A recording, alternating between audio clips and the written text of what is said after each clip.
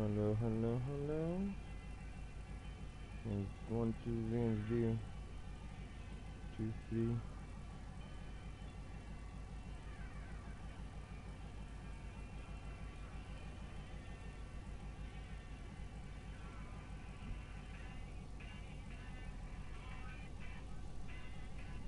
Cook that out.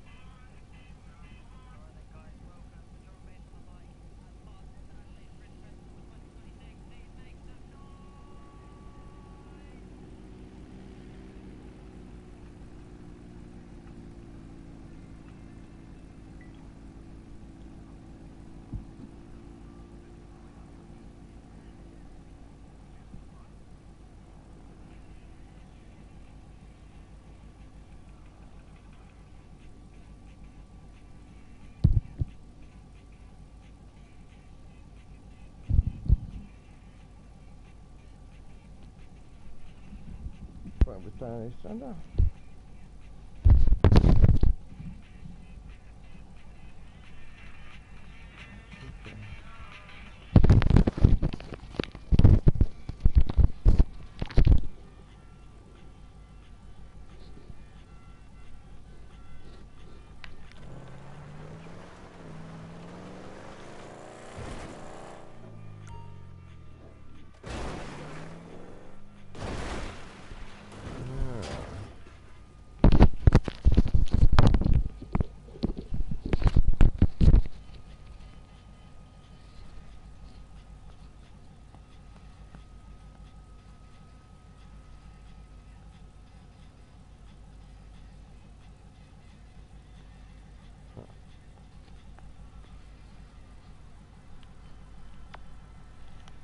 Sting.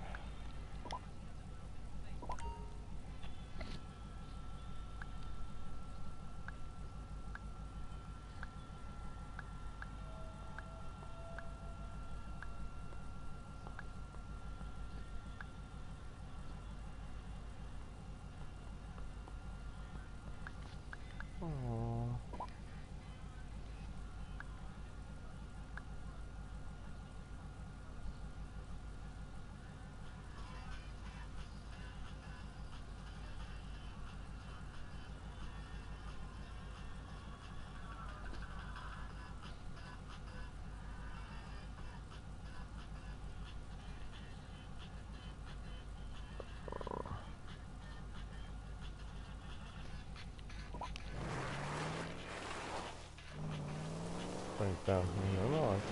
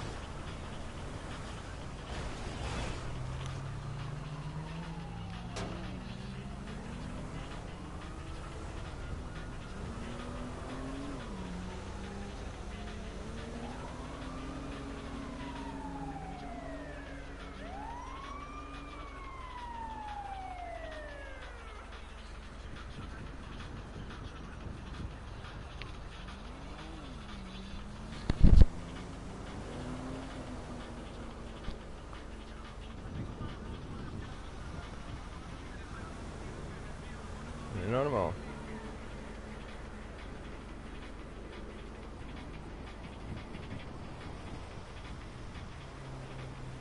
Hello. Here we go.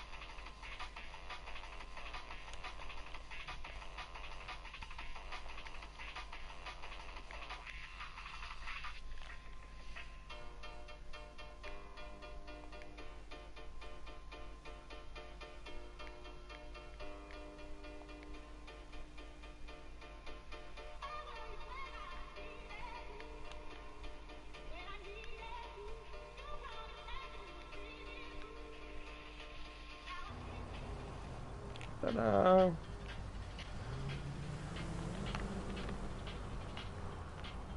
Ta-da!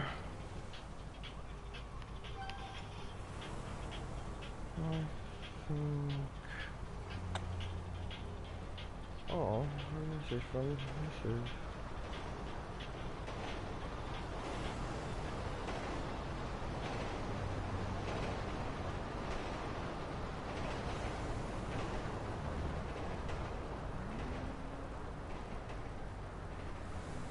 Excluding commercial.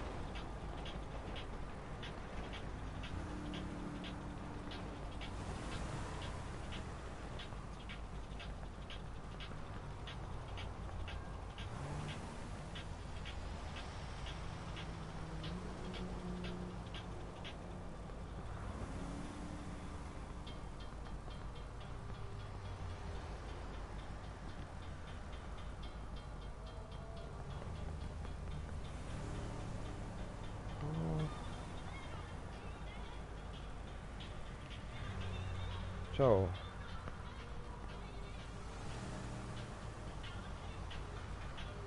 Daar gaat ik naar durchsturen.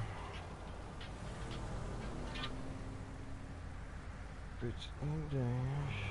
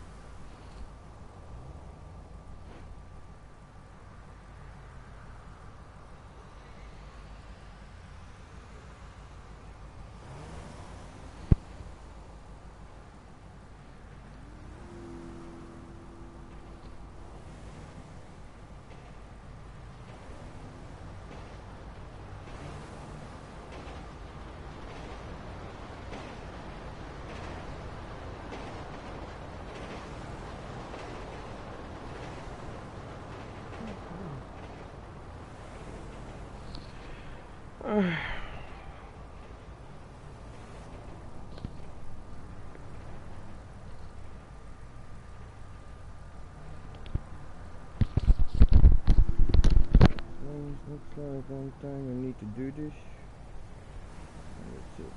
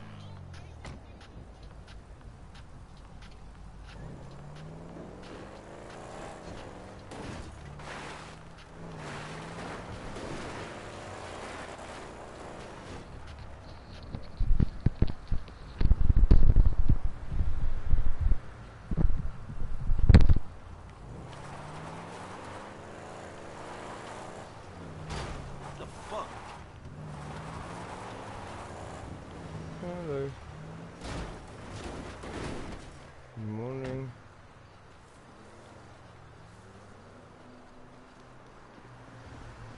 Hello.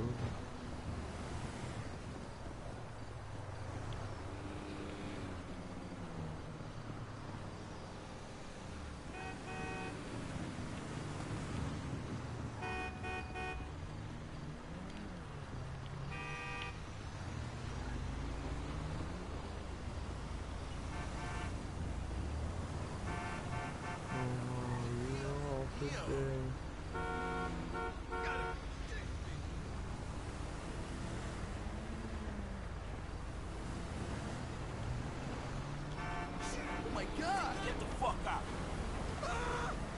Hey, you moron! Man, fuck this shit.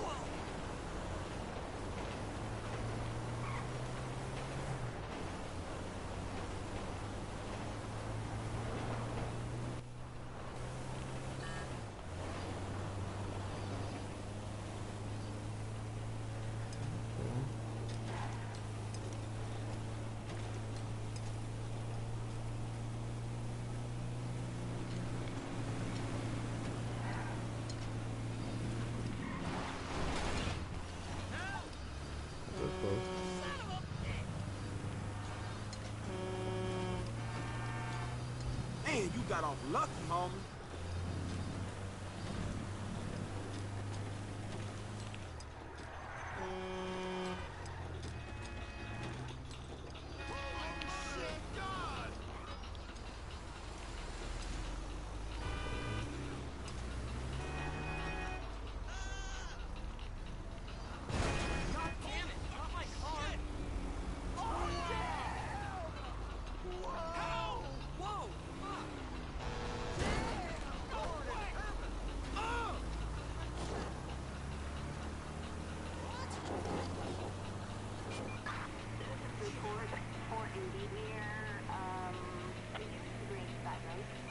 just what I need. Police.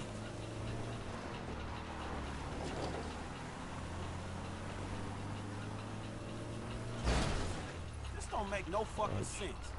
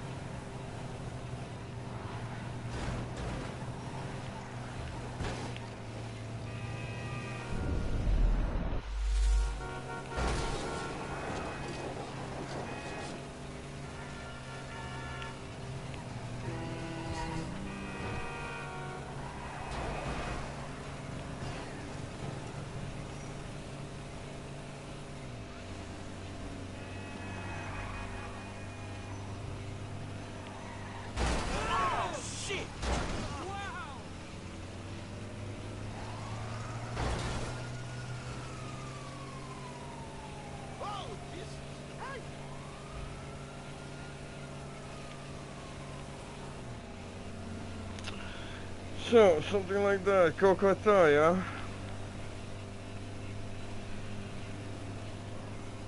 Считать скалём.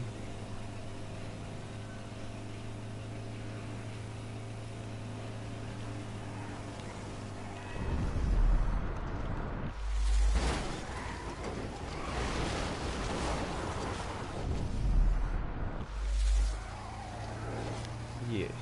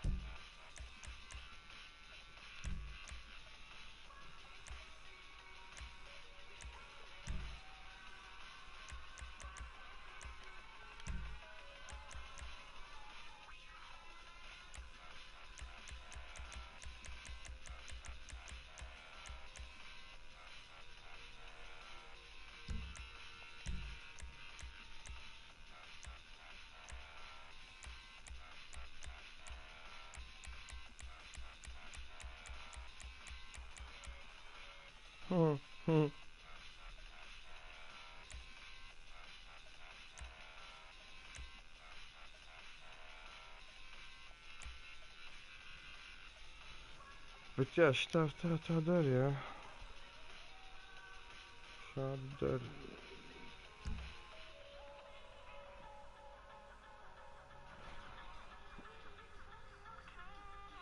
Cool.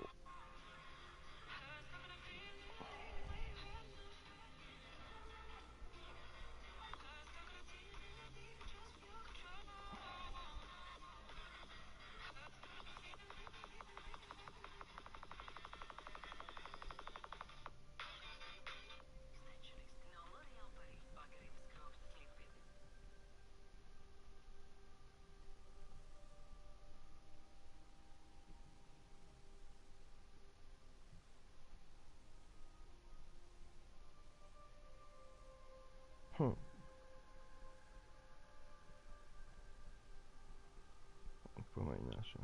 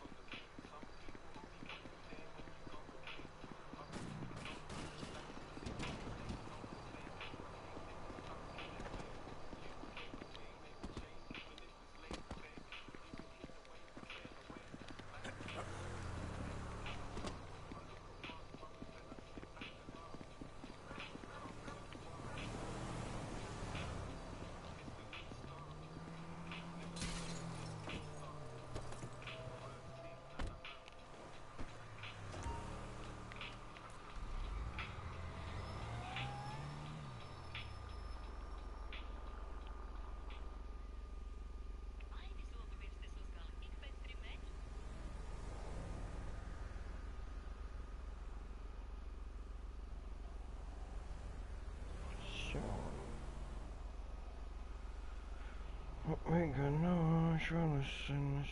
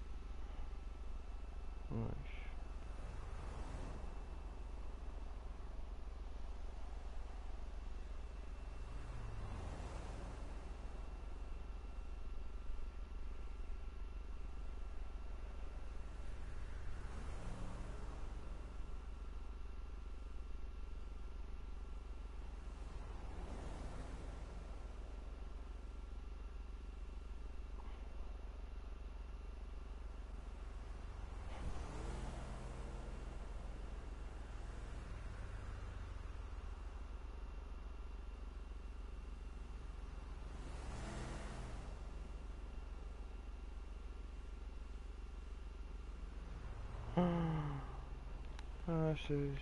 Oh, sorry. Sorry about my language.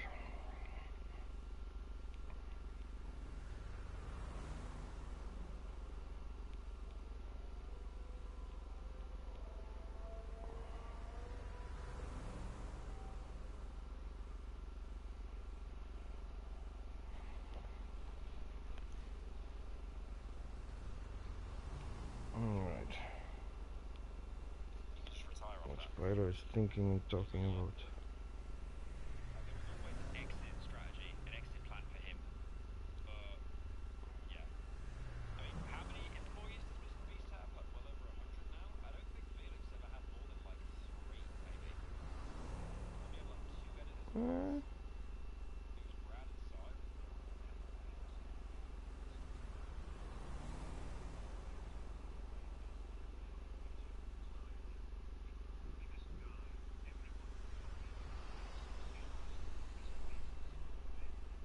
Nah, I disagree. Thank you, Dash, for the 10. I disagree. Again, like you could, bro. You could say Smosh was the biggest YouTube channel at one point, So. and then skins became unpopular. Then song parody covers of video game trailers became unpopular. The meta always changes. It's not the creator that shifts the meta. It's what people want. Sidi su dali cheetah. The current meta is like clip farming. Yeah. PewDiePie wouldn't be doing that stuff. Stinks. Like, could you imagine him like streaming like in his mid 30s? Tin tin tin tin.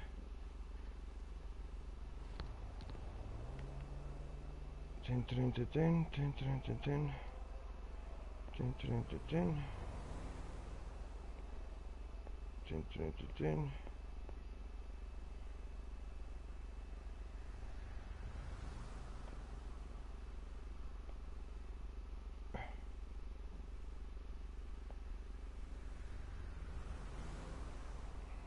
Okay.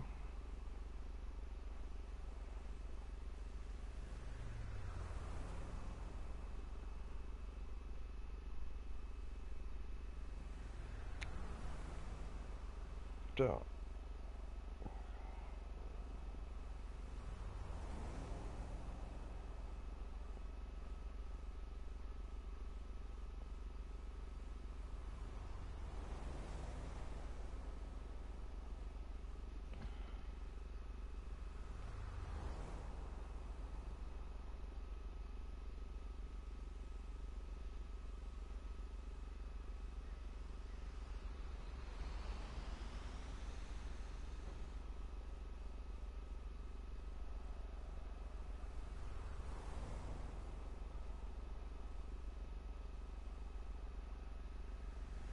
So. Bounce, bounce, bounce, bounce, bounce, down, down, bounce, bounce.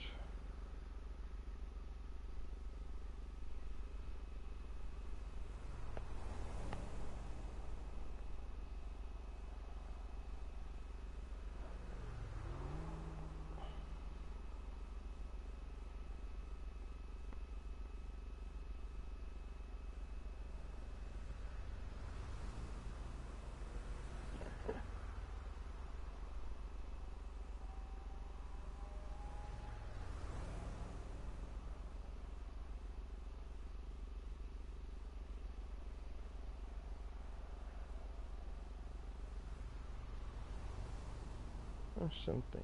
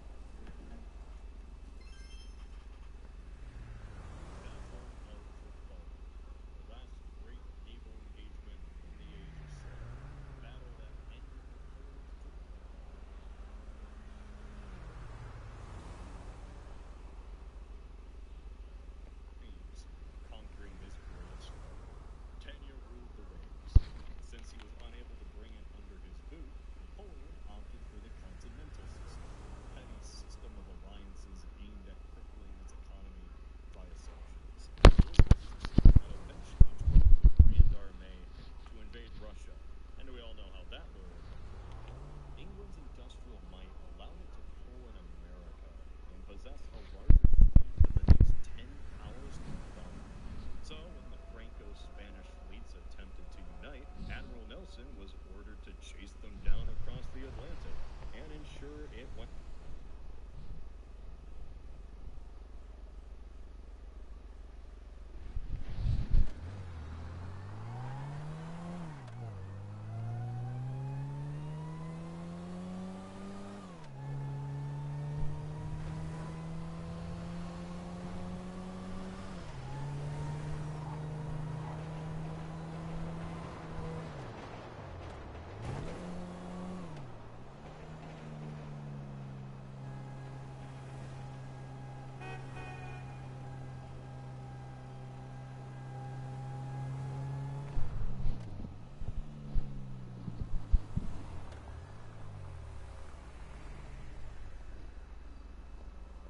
Battle of Trafalgar, the last great naval engagement in the Age of Sail. A battle that ended Napoleon's dreams, conquering his greatest foe.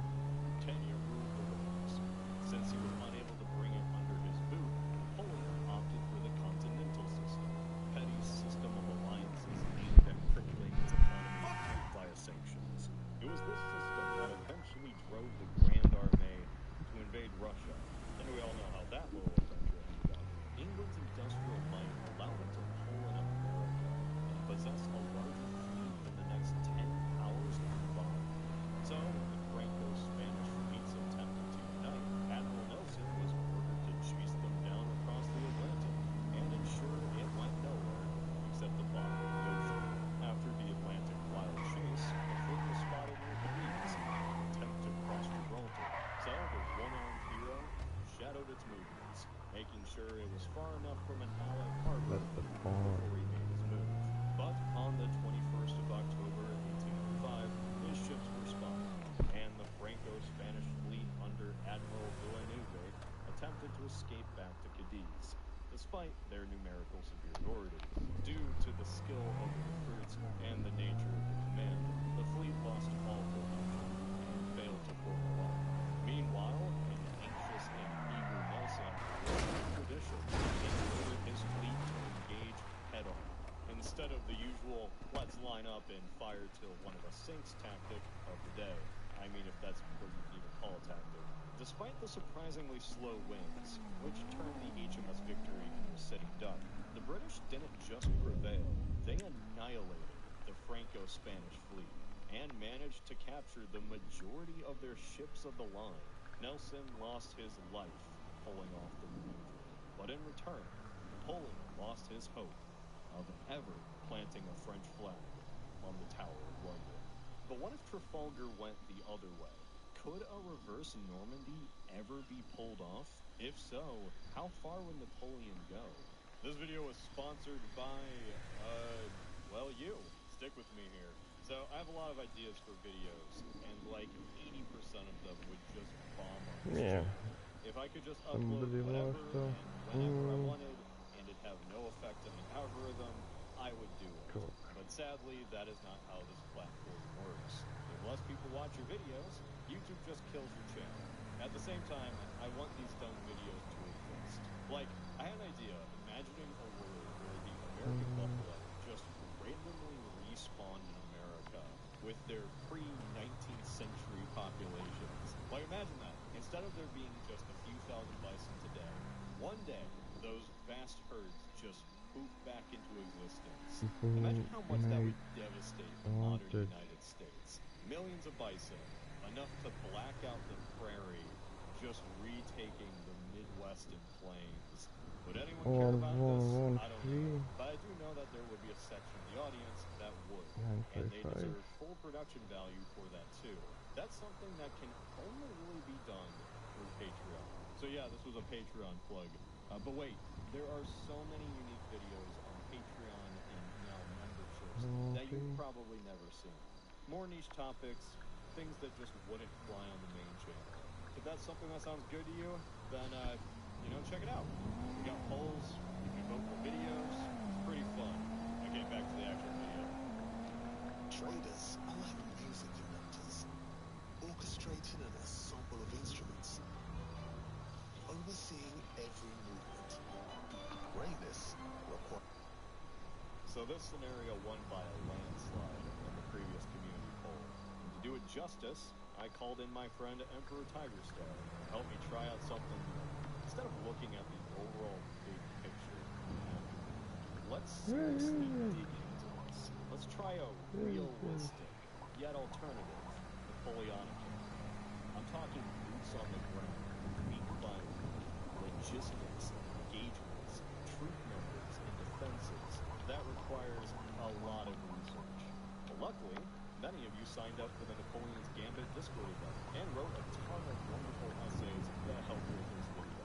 Special shout out to the top 3 writers on each side, who saved me a lot of time in the Napoleonic rabbit holes. Alright, so let's start at the point of divergence itself. How does the legendary Admiral use Trafalgar? Simple.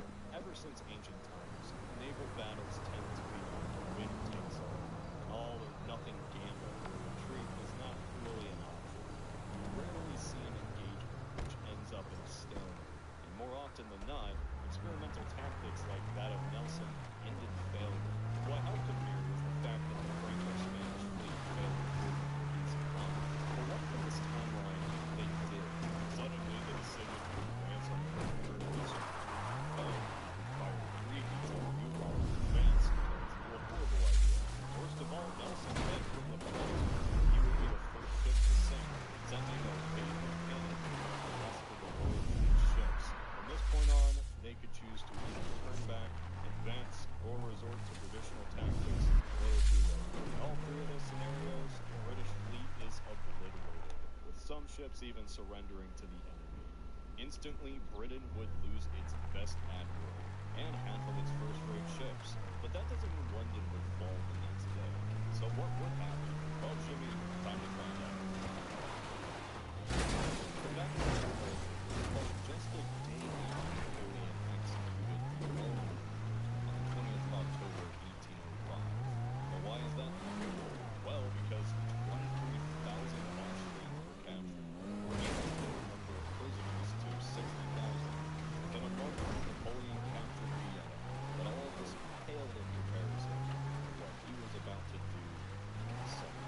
Despite the recent effect of the staff captivity, Austria was not following. Most of that This don't make no fucking sense. What's so sad about You that don't is say? it really was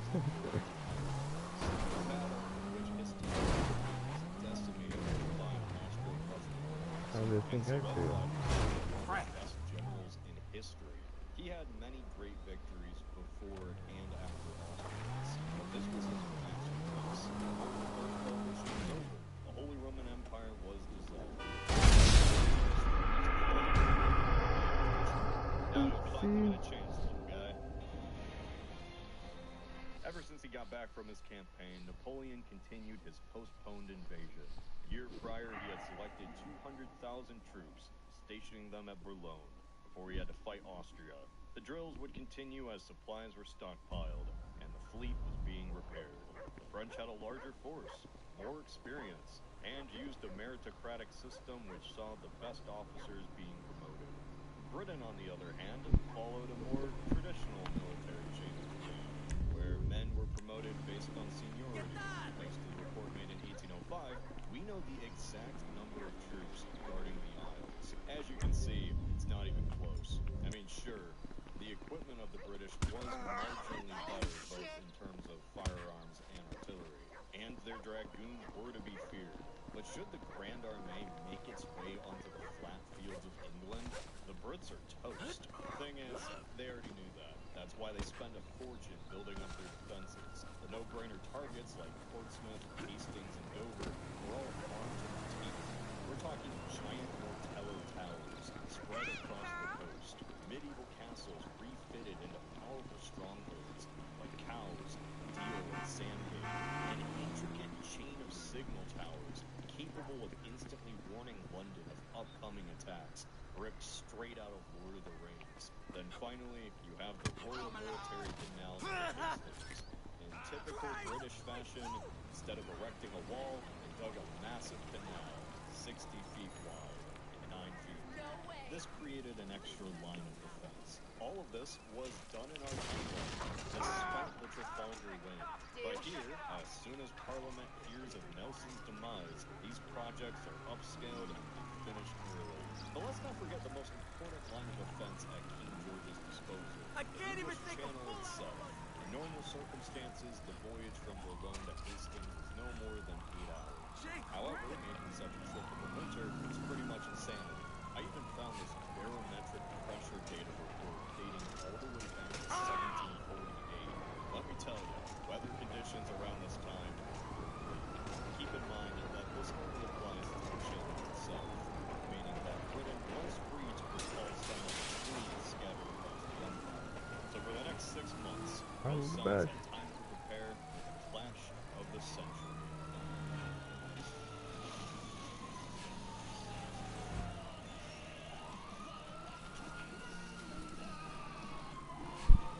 While waiting for the Channel waters to calm, Napoleon appointed 2 of his marshals on side quest, Marshal Davout and Marshal Soult. Both of them had distinguished themselves at the Battle of Austerlitz, and unlike other commanders, I'm thinking there's gone, so gone. known for their aggressive and fast-paced tactics, they are the perfect choice to lead the Irish Rebellion. That was brutal. You see, if you didn't know, Ireland's but with the last couple of years in particular, discontent grew into violence. The 1798 and 1803 rebellions in particular provided a window of opportunity for the French. And so on the 5th of March 1806, a portion of the French Armada makes its way to the western coast of Ireland and splits in 2. This armada was made up of 102 transport ships carrying 10,000 French troops, alongside 4 battalions of the Irish League. They were escorted by 67 warships, mostly frigates and smaller ships of the line. Marshal Davout landed in Ballybunion, while Soult assaulted Kilkenny. The signal towers were triggered, but by the time the British were aware of the invasion, the relatively small expeditionary force was already on their shores. The British, who were busy training thousands of recruits, building ships, and fortifying England, were caught off guard. The Royal Navy was dispatched, and General Ormsby Vandeleur was ordered to repel the invaders. Within 2 weeks, the French advanced on Limerick and Galway, with the local populace rallying behind them. France had sent 1,000 men 8 years earlier, but these troops, and the renown of their marshals, had lit a spark, a hope, for a free Irish state. Both cities fell within days, and thanks to the location near the Golden Vale of Ireland, these two swift armies had enough provisions to last until the summer. By this point, Ormsby and the Navy were in position to challenge the French. The British force in Ireland prior to the invasion stood at 34,000 strong, with another 20,000 militia, but they were mostly garrisoned near Cork, Waterford, and Dublin. Ormsby had 26,000 men at his disposal, but he couldn't risk splitting his force as the French did. When given the dilemma on which front to focus on, he chose Galway, which would allow for supporting fire from the Royal Navy. But by the time he got there, Sewell had already moved north, living off the land, arming Irish rebels everywhere he went. This triggered a wave of panic, expressing itself in dozens of punitive raids against the Irish. Britain was more vulnerable than ever, and the traitors who sided with the French were hanged in the hundreds. Napoleon had started a guerrilla campaign on the British backdoor, forcing them to spend precious time and material chasing his two war dogs. At the end of March, Ormsby managed to capture an encrypted message. The text is relayed to code breaks in Dublin, detailing Napoleon's orders to Devoe to capture and hold Cork until late May, where the full invasion force would land. In 1806, our dear King George III was, well, let's just say mentally unstable. And despite his proclamations that if Napoleon lands in England, he would meet him in battle, the real command is split between two men. General John Moore, the man who initiated the construction of the military canal and Martello Towers, and Prince Frederick, the Duke of York, a man mocked for his disastrous Flanders campaign. Since then, however, the Duke became commander-in-chief and learned from his mistakes, completely reorganizing and reforming the British Army. Upon breaking the message, Parliament immediately ordered them to prepare for the Irish invasion. Multiple squadrons were ordered to patrol the waters, and General David Dundas was transported directly to Cork at the head of 10,000 soldiers. Little did they know, this was all part of Napoleon's plan. While Sewell continued to rampage through the Irish countryside, Devoe prepared to lay siege to Cork. However, this was all just a ruse. On June 6th, another expeditionary force, this time 26,000 strong, sailed from Boulogne to Eastbourne. Upon arrival, the French flagship Bucentaure fired down a massive barrage on the city's defenses. Napoleon had called upon the assistance of the Spanish, Dutch, and even Danish fleets to assist him. This was the real deal. Napoleon himself descended upon the battered city with his best troops, and within 6 hours of him sailing from France, he was finally on English soil. Admiral Collingwood raced to the landing site and clashed with the French Navy. However, their strategy was only to hold the Royal Navy at bay, buying time and then retreating back towards Calais. In the meantime, Bonaparte sent out another one of his trusted commanders to take Hastings. Marshal Ney took 6,000 men and headed east, while the rest of the army headed west. Napoleon always liked to study a battlefield days before a battle. No. And he knew that the English would not give up Brighton without a significant What happened? Stop what?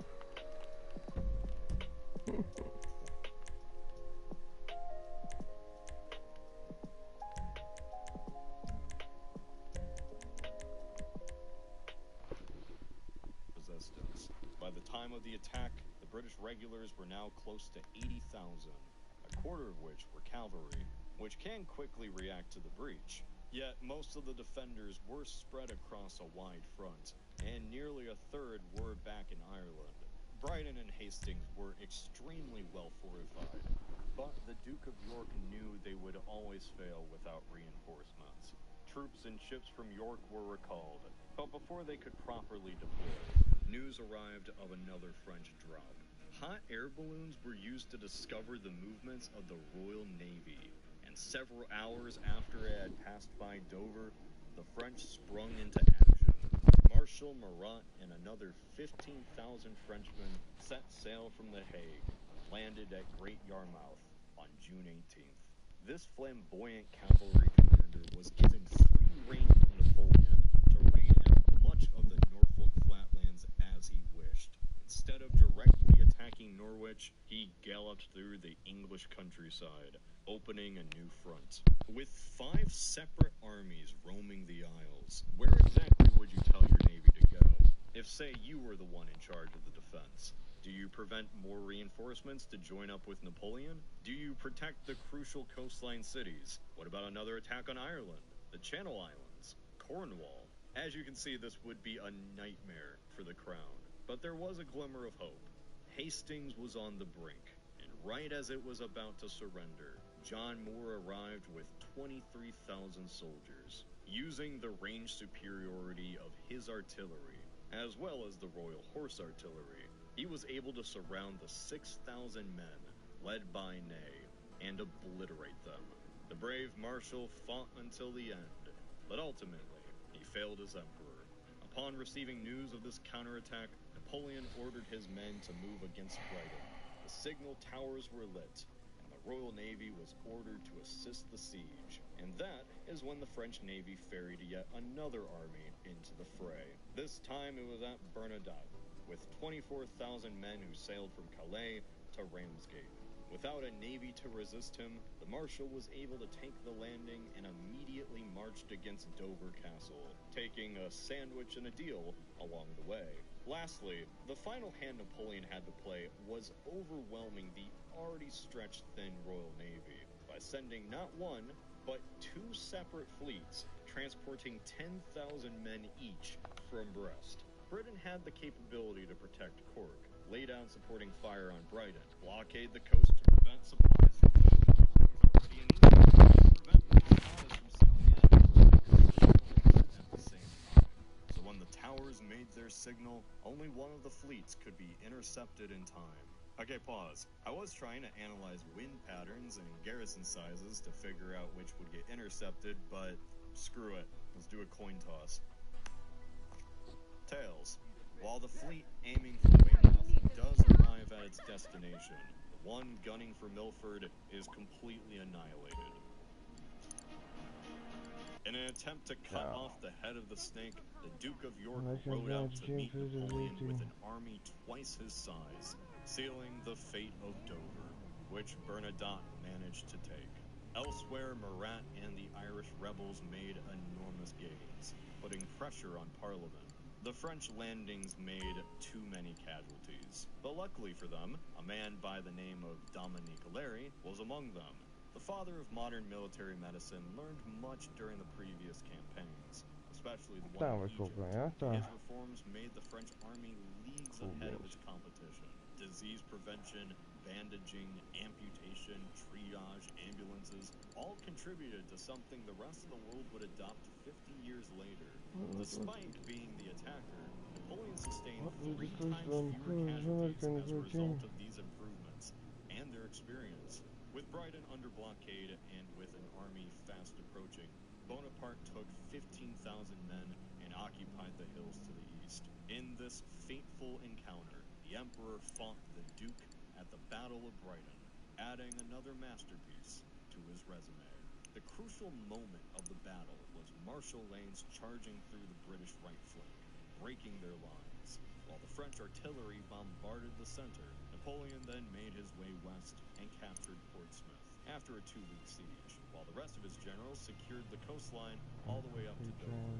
The Martello Towers were captured, and now with such a vast front, the French sailed through a single day and delivered 80,000 troops safely to England. The unstopping avalanche made its way to London, smashing everything in its path, loudly proclaiming that Napoleon was here, not as a conqueror, but a liberator, ready to strip the aristocracy down and finally give freedom to the people. No matter how much aid arrived from the empire, London was doomed, and with it, its most important institutions, Parliament, the Bank of England, the headquarters of the East India Company, and all of Westminster. A vote was made. Rather than seeing it all burn to ash, envoys were sent to Napoleon to receive terms. Within a couple of months, Bonaparte became the unquestioned emperor of Europe. The French flag flew over the Tower of London. Similarly to his terms to Austria, he chose to be modest in his demands. Gibraltar was handed to the Spanish. Malta became French. A permanent French garrison was posted at Dover, and the majority of the British possessions in the Caribbean were given over to France. Ireland was given full independence, and the Australian penal colonies were transferred to Napoleon, who was fascinated by the new continent. But how long does this situation endure before the next coalition? What is the reaction of Prussia, Russia, and Jefferson's America? So, a brief recap in case you forgot. In this alternate timeline, Britain was invaded. Napoleon took London, the British surrendered, lost some colonies, including Ireland, and Napoleon got a garrison in Dover. Big whoop. Where's the grand strategy? The time-altering differences? The wacky map painting? Well, considering that a single garrison in Dover renders the English Channel and British Navy obsolete, Napoleon's arch-nemesis is no longer a threat.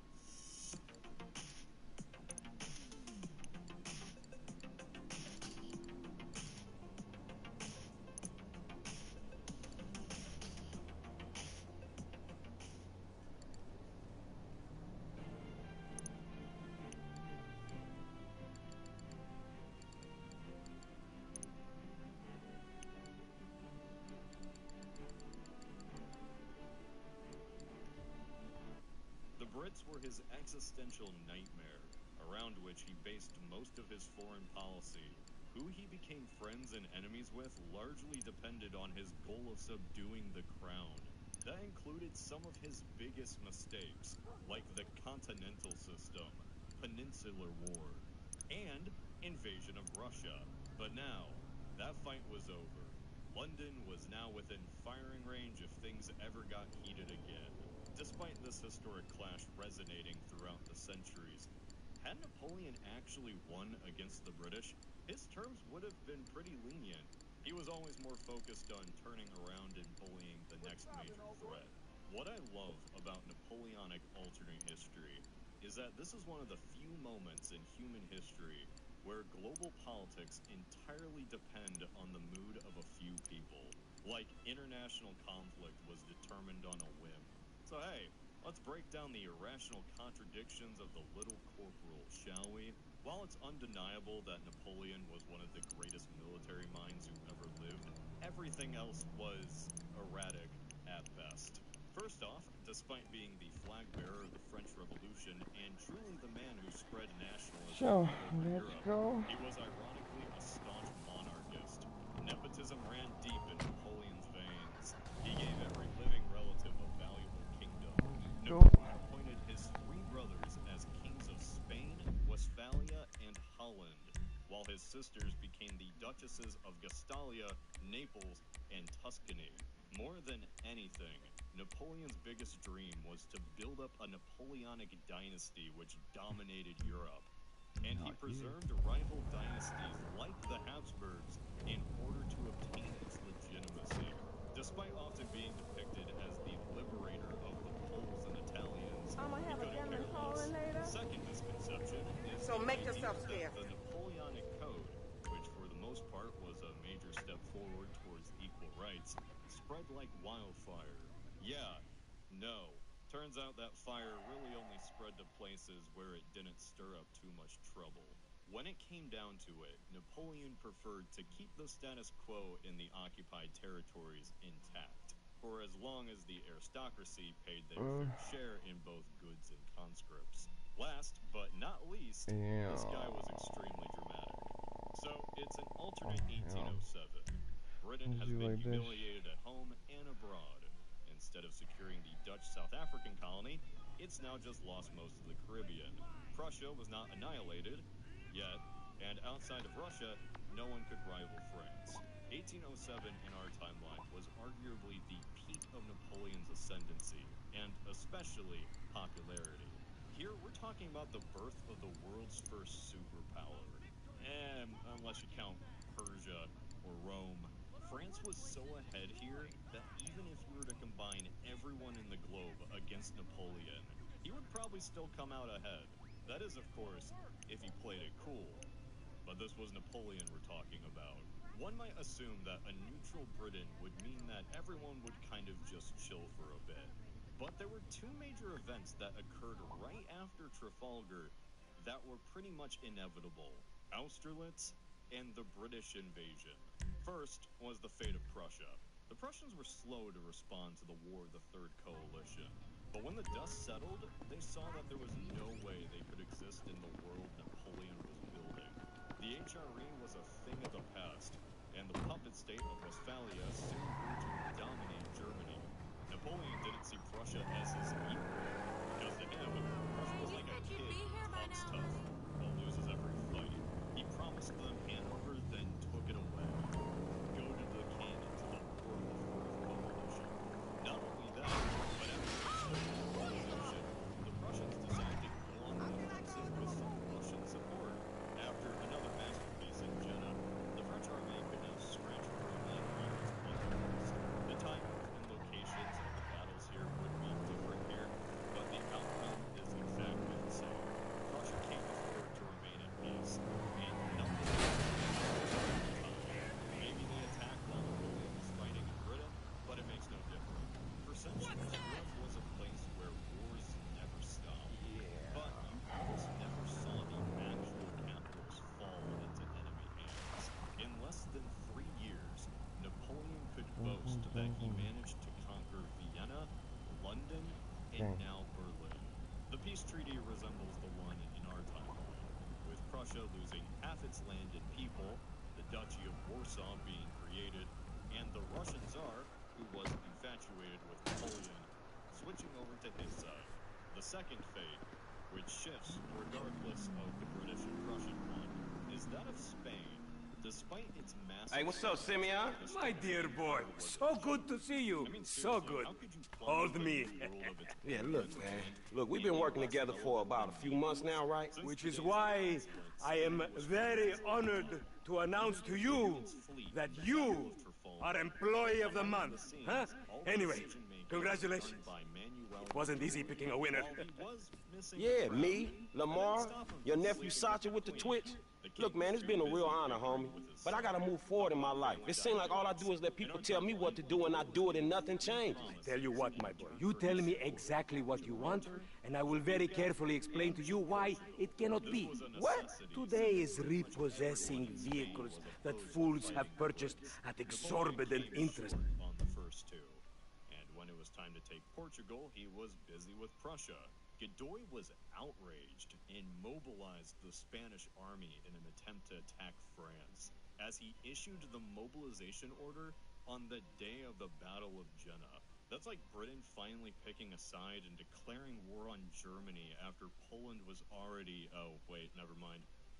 That wasn't the best idea.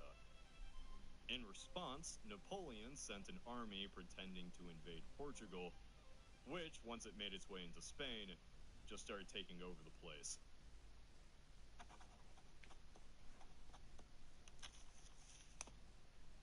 This whole debacle sparked the Peninsular War, which ended up costing 100 soldiers a day. There's a debate to this day whether Russia or Spain was the biggest reason France fell. Yet, in the Trafalgar victory timeline, Napoleon is never disappointed, and Godoy is never scorned. He gets Gibraltar and Jamaica from the British, and without British support, Portugal is the next to fall. Based on letters and diaries that survive, we know exactly how Portugal would have been partitioned. Its north goes to Spain, center to France, and south becomes a principality personally held by Godoy. Yeah, you want some cursed map gore? There you go. So what's the state of Europe? Well, Britain and Prussia just got steamrolled. Denmark is scared. Sweden is super scared. Austria is discombobulated. The Ottomans are sick as usual. And all the rest is under French control. All except, you know, the big old bear in the room.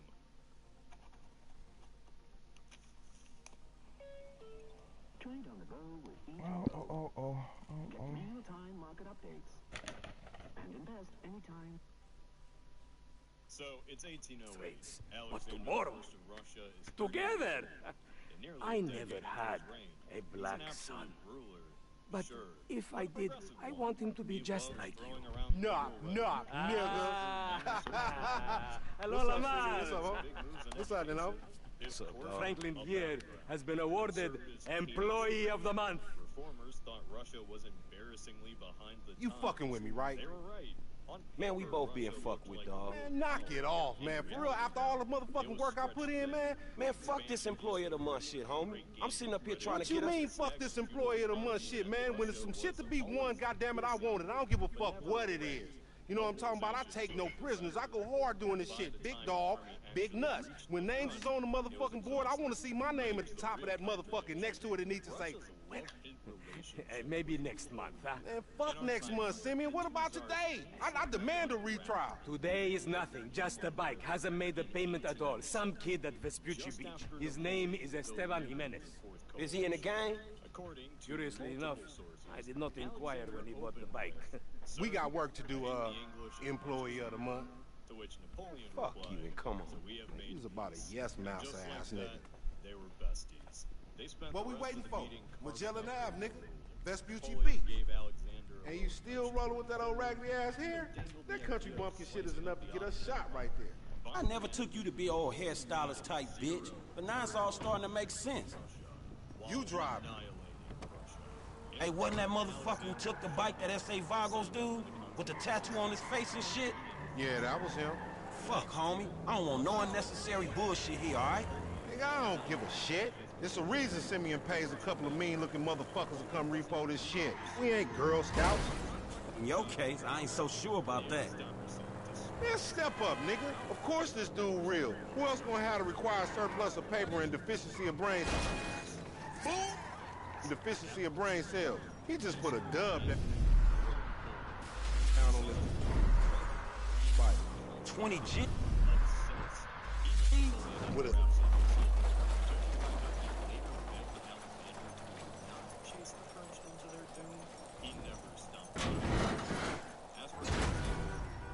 Damn, that motherfucker must be tricked out, dog. Man, this whole setup designed to take drug money. Alright, man, look, we go in quiet. In and out, no fucking drama. I'll try, homie, but I'm one loud, dramatic, brass, crazy, greedy, shoot a motherfucker in the back type motherfucker. And you love me for it, nigga. That's right, homie. Nothing but love, nigga. That Simeon a funny dude, though. It's gonna be a shame when we get to book his ass and jack him for all this shit. What the fuck you talking about?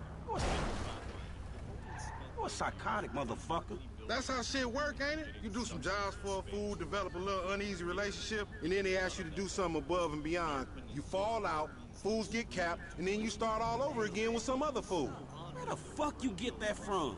That ain't my life, dummy. How about the boy with the eye from around the way? Marcus or something? You was slanking for him, and then he got what was coming, right? That was different. That dude had it coming. I don't want to clap my boy Utarian either. I like homie. This just smacks of the inevitable. Forget the sick man of Europe. At this point, just put the salt in it. Since 1699, the Ottomans have been on The bike should be in one of the lockups down here. Should be is the story of your life, asshole. started showing when Napoleon casually rolled into Egypt in 1798. Do as I do, nigga. Think this crazy motherfucker wants something. Albanian commander, Mehmet Ali. Hey, what's up, homie? You all right? Look at how Away from me! For example, agent! I'll just take Egypt. Yeah, you thought I was gonna hit your bitch ass, huh? Drunk ass nigga. Becoming the founder of Shit, man. Play it cool. Meanwhile, back in Istanbul, which was still known as Constantinople, the Sultan Yeah, that's right. Keep it moving, bitch. Man, I don't like this shit one bit. Janissaries had a better idea. How about we mutiny and put your Hey, look, let's keep it smooth, homie. Man, your pussy the only thing that's smooth up in this shit. Man, what exactly did I do in the past life to deserve your stupid ass? This is a routine lick, dog. Chill. Do them Vagos look routines? This is shady-ass alley. Shit, we in Vespucci Beach. We on the wrong side of Vespucci Beach. You should know a block makes a difference. Hey, hold up. Got to be in one of these motherfuckers. Mustafa lasted a whole month before getting replaced by Mahmoud. Man, ain't this about a bitch? Ain't no motherfucking bike in here, man. No shit, nigga. Hola, amigos! Hola, S.A. So you're trying to creep up in here, man? Yeah? You saw this motherfucker? Oh, shit! Vamos! Fucking down here! Come on down, everybody! Come on down! Hey, nigga, I would've just got my ass beat over a fucking gunfight. Man, stop being a pussy, nigga. And think to himself, Grab that heat. Bríncale, homie! Fuck, they must have heard some shit. Find your bitch ass some cover. Hit the floor. Oh. Shit, on your left.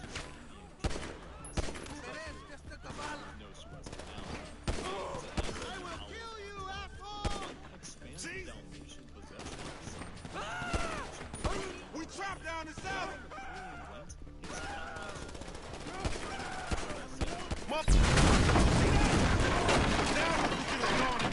Follow me, let's get through this. Man, what's a few more of these motherfuckers? So much for legit work. Up there, shoot that nigga. Bust his ass. Over there, they coming out that door. Damn. Get that car, they trying to get out of here. Man, fuck this. Shoot the gas, homie. Boom, you deadly motherfucker. You still breathing, homie? Yeah, barely, homie. Shit, we gotta get the fuck away from this shit. Man, we only came in for a bite. And that motherfucker is right there. Hey, nigga, come here, we got your pink slip. May as well get this shit done. Against one fragmented, freshly double-couped empire. The year is 1810, and without Gibraltar, all they do is watch its streets descend all over the cloudy Mediterranean. You crazy motherfucker. Why we have to pop all them people? You was there too. Correct me if I'm wrong, but you shot more of them than I did. Yeah, but you started this shit, stupid. Sails down the Nile.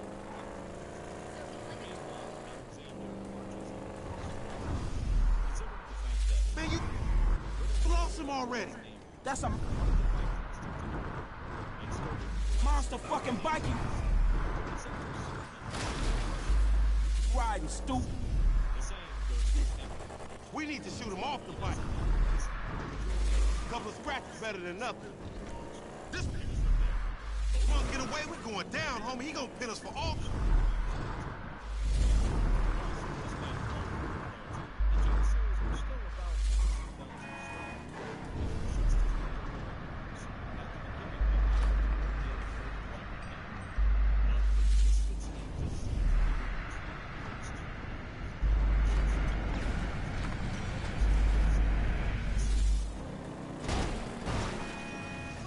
Bye-bye, asshole. Dog, we gotta lay low. Get the bike and meet me at the car wash on Innocence. All right, drive safe.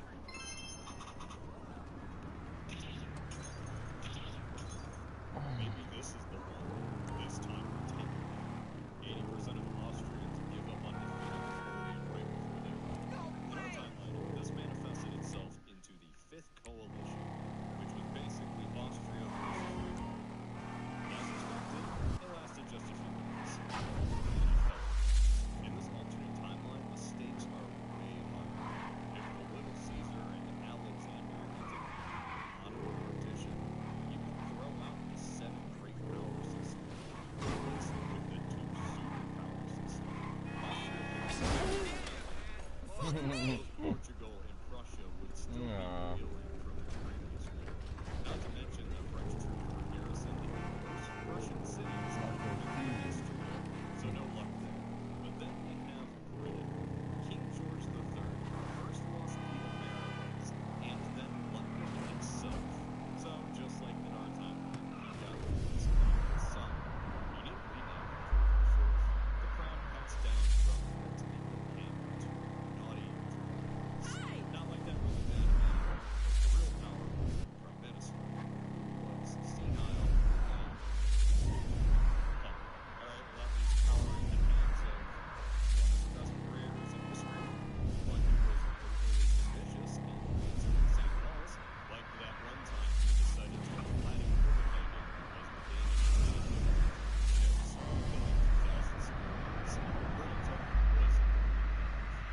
Parliament was fully aware that the Lord would soon find an excuse. Man, I can't hang with your psychopath, bro. You done finally fucking lost it. This was the Nigga, time to act. that's that Apache blood in me, homie. You lucky I ain't do a flying tomahawk and scalp they motherfucking ass.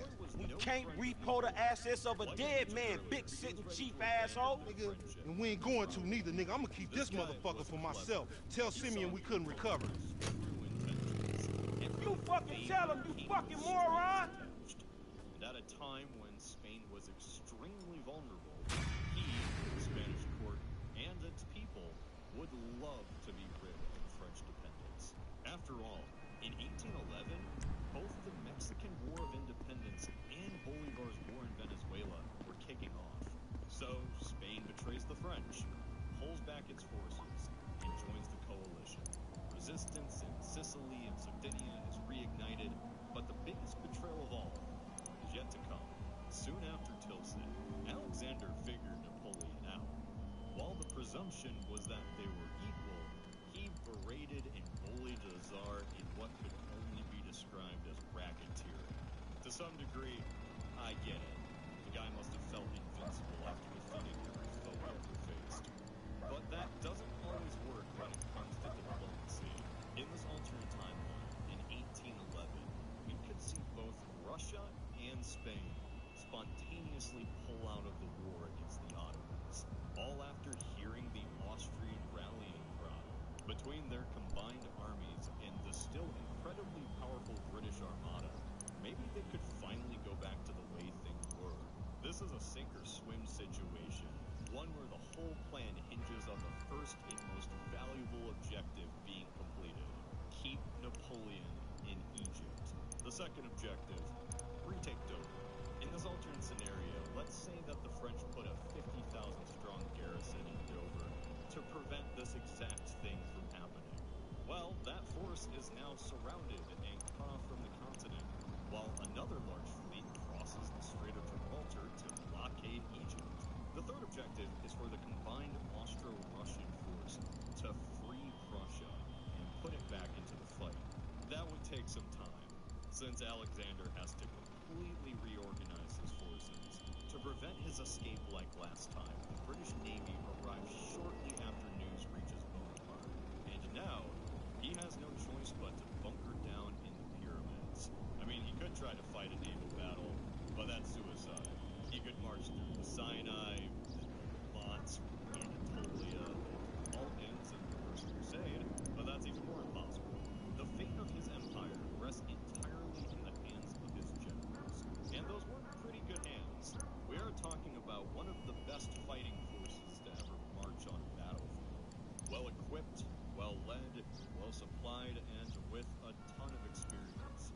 The Dalmatian corridor, where forces were making their way into the Balkans, makes Vienna particularly vulnerable, and those Prussian garrisons were no pushovers either.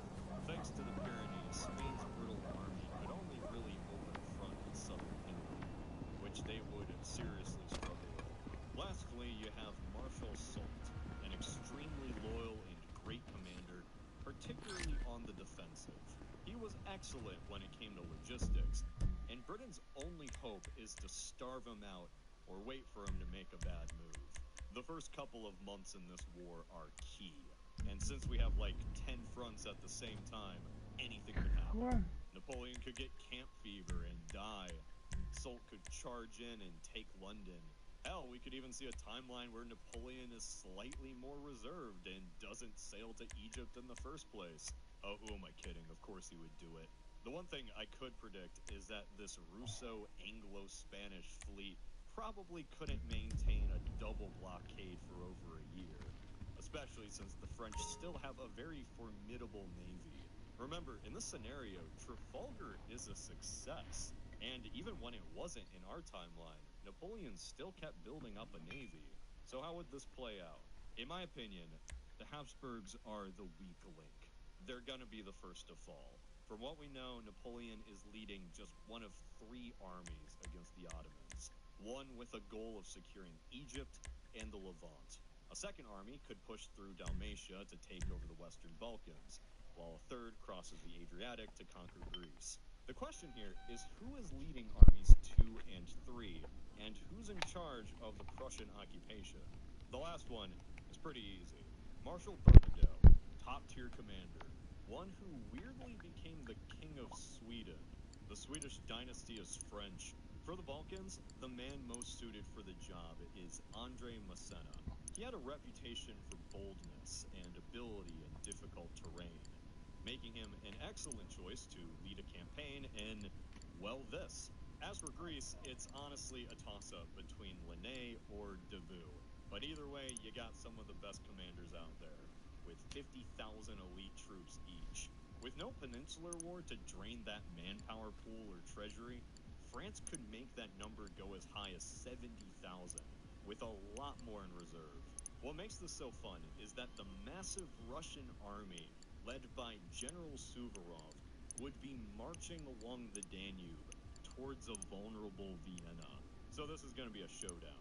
4 months into the waiting game, Napoleon and Soult pulled out as their supplies start to dwindle.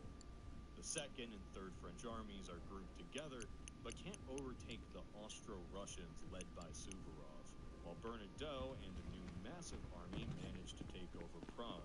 What was supposed to be a quick knockout punch doesn't really land, and before the coalition can really make their move, they receive some bad news from the Americans. Hey, Franklin, why don't you come over here and let me take care of that lonely ass? Mexico and Madison, U.S. of A.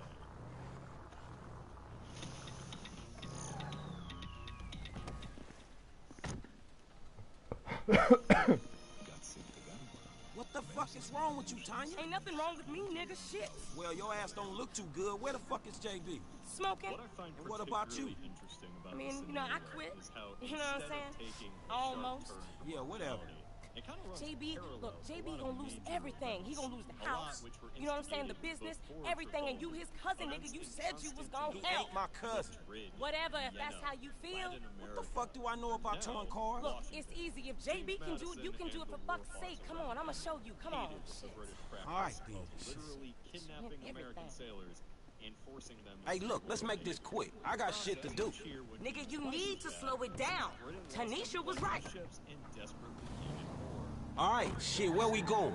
Trucks at the Davis Sheriff Impound. Oh, man, how did I get dragged into this?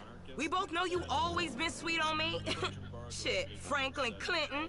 Shit, your ass must be high or something. I told you, I don't do that shit no more. I mean, I baby doze now and again just for the taste. But I'm doing good, boo. Your eyes don't lie. Whatever you say, girl. Come on. Which Adams fought the fake war 6 years ago. The revolution was still fresh in people's minds, and between the British and the French, there was a clear crowd fight. Now, this election is happening. Let's amp that up significantly. Because here, there's no embargo of 1807. There's JB's truck. Instead, it's mostly Let's go bring the cha-ching, homie. trade between the Americans and the French. As the French ambassador in Paris, Jonathan Russell is the one to receive an offer which expedites the war in 1812 by folding.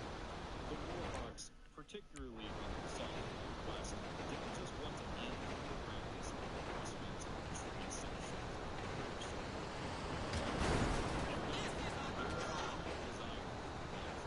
Vehicle 29, come in. This is dispatch. We got an abandoned car at San Andreas Avenue. Yo, we on that like ugly on your mama. 10-9, come again. I didn't catch that. It's Tanya, fool, and my boy Franklin. We filling in for JB. Copy that. Hi, Tanya. Car's a junker. alongside a few extra pieces of land. But the rest would be Madison's for the taking.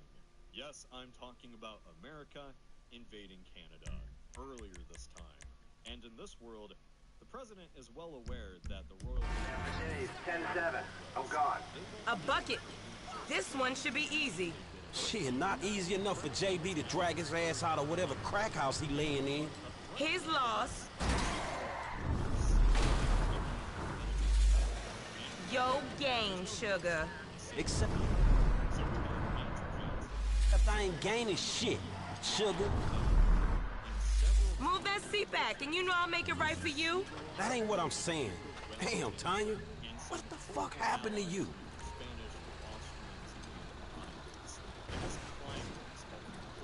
Aight, baby. Back it up nice and steady. Okay, we are in, baby. Let's get this back to the lot. Hey, this was not how I saw my day going. Keep an eye on the car. So I ain't seen you around the hood much? I've been trying to branch out. Can't stay in Chamberlain Hills forever. Ew. nigga got airs now. I remember you before you was a wannabe when you just was. And I remember you and JB before y'all was dopeheads. Shit changes. You the one all turfed up. JB smoking, but he ain't smoking homies. He out here grinding, towing cars, paying bills. For real. Cause I could've sworn it was me out here towing cars for him. And looking damn fine doing it too, baby.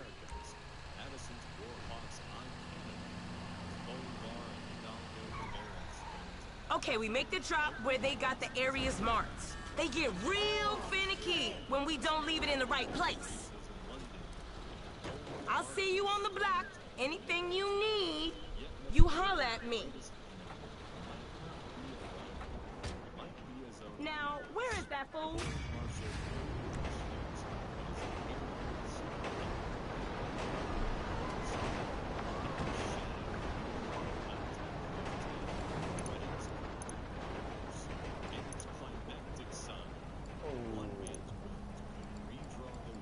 Oh, so now you want to pick up. I got Franklin do that job for you. Franklin Clinton? Who do you think, JB? What job? Your job, you cracked out fool. You can barely work a fart out your ass right now. Oh no! Don't you try to sweet talk me. Damn right. Too fine for you, that's for sure. Aight, but you best save me a taste. Vasa olekin myös Galaxy Display-mobiileja tarvii. Iekādājies jauno Galaxy S26 Ultra ar īpašu piedāvājumu pie LMT. Kļūsim vairāk LMT LV. I thought you said you was busy, man.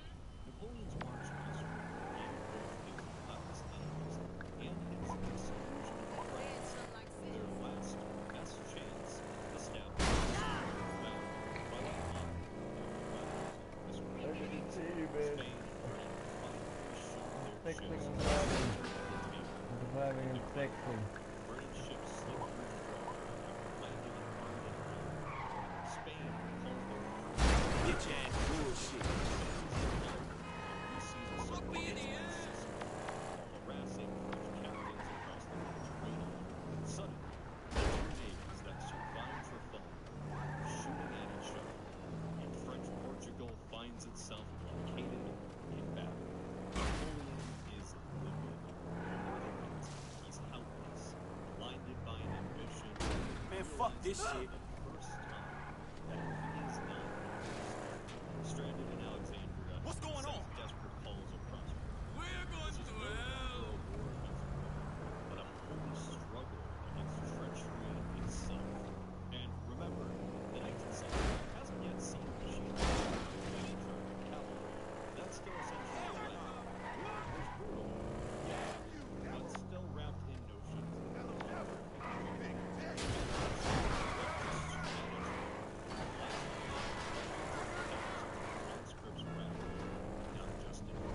Man, I'm sorry, fool.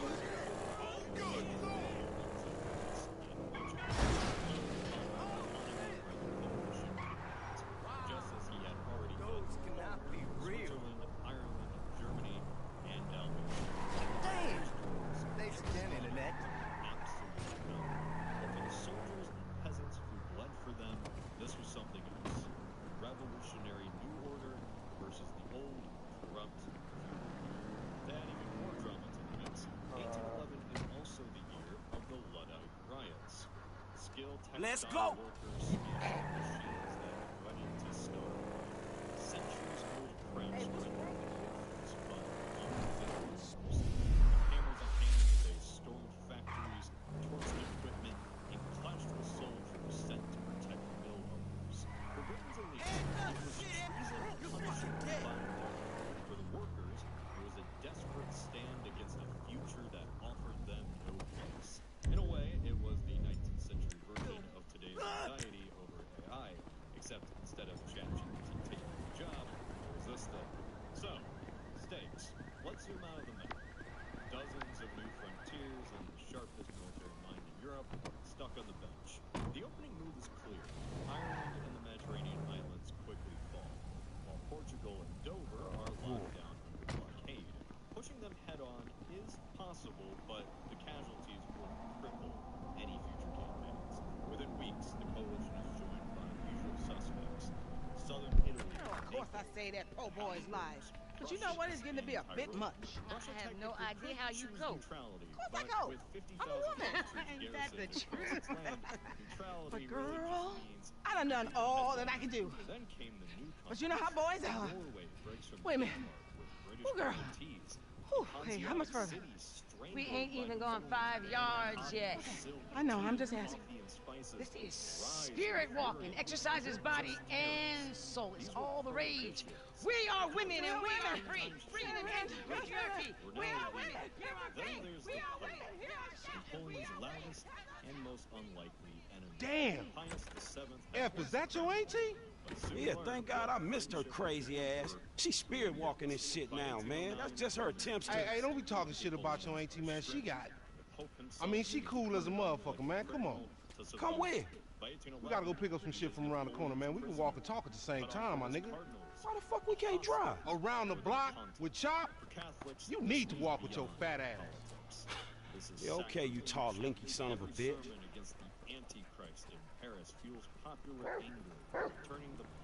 Come on, homie, we ain't got all day. Let's go. For sure, but what you gotta...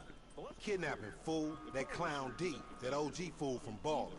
Dog, I told you, no more gang-banging retro vengeance bullshit. I'm trying to make some fucking paper. You gonna make some paper, Lo, and ain't nobody out here gang-banging. It just look like that. You gotta know the difference, man. Fuck, man, great. My aunt would be very happy, homie. She wants me dead anyway so she can get the fucking house. You got the wheel, homie. Something they didn't. Loyal allies and a proven track record. His bravado, however costly, kept the conscription offices full. The rest of 1811 sees uprising, flare, and fade. Armies mobilize. Get in the van. No decisive battle. Hey, Chop, get in the van. Good dog. By the time winter falls, the Ottoman Empire is already being carved apart. After bloody clashes alongside the borders, We going to Vinewood Boulevard. Russia sweeps toward Moldavia, Wallachia, Bulgaria, into satellite states. Slavic countries swell his ranks. Pick up weapons from afar. Hey, I like your dog, homie. Me and Chop got a lot in common. Yo annoying ass. Man, I'm carrying both of y'all asses, homie. Look what I set up. Why we doing this, dog? Man, cuz we supplementing our income. More like supplementing the drama in our lives. Is that fool Simeon looking out for us, or is he looking out for himself? Shit, himself, I guess. So how a couple of gutter-ass fools like us get ahead? I getting serious. Exactly. We two highly motivated, results-driven motherfuckers with an entrepreneurial mindset. Oh, yeah. Highly motivated self-starters, huh? In the kidnapping sector. Yeah, starting big. But it always go wrong, don't it? All your schemes for years. They don't go right, but I wouldn't say that they go wrong all the time neither. Not as wrong as they could. I ain't dead, but I ain't rich neither. How does 40,000 sound? Because that's what's happening right here. Man, I'll believe it when I'm holding. Three-way split, homie. Me, you, and Chop. Man, Chop don't get shit. Chop an intern. You hear that, Chop? Little Frank trying to screw you.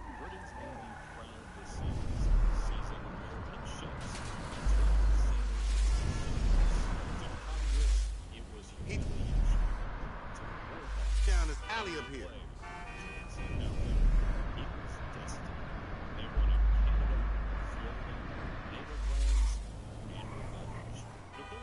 Hey, what's up, boo? Ain't you little Laida's cousin? Yeah. Damn, short with it?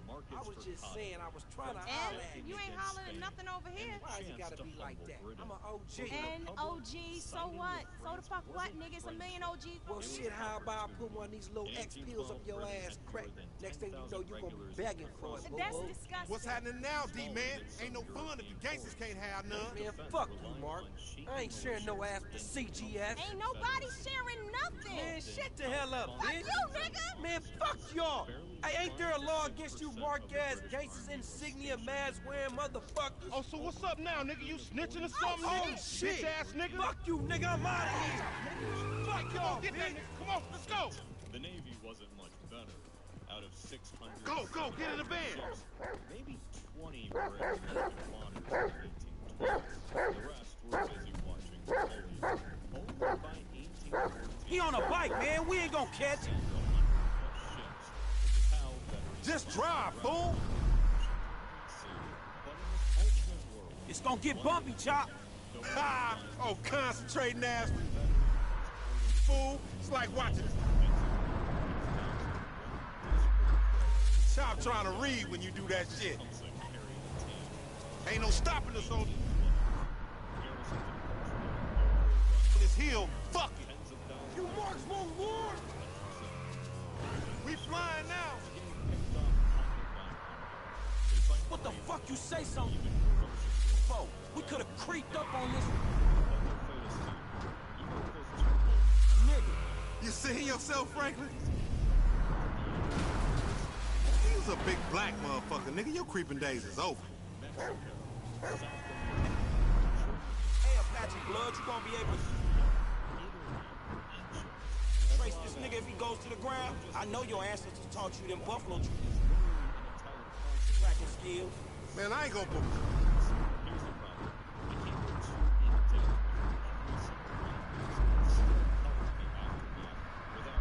Form you like some Indian in the Wild West show. That's right. Bitch. Oh, shit. Damn. He got fucked up. Man, hey, Chop, go get that fool. Nigga, you just sitting your ass there with your feet kicked up. Come on, Chop. Come on. Go bite his ass. Get that motherfucker, Chop.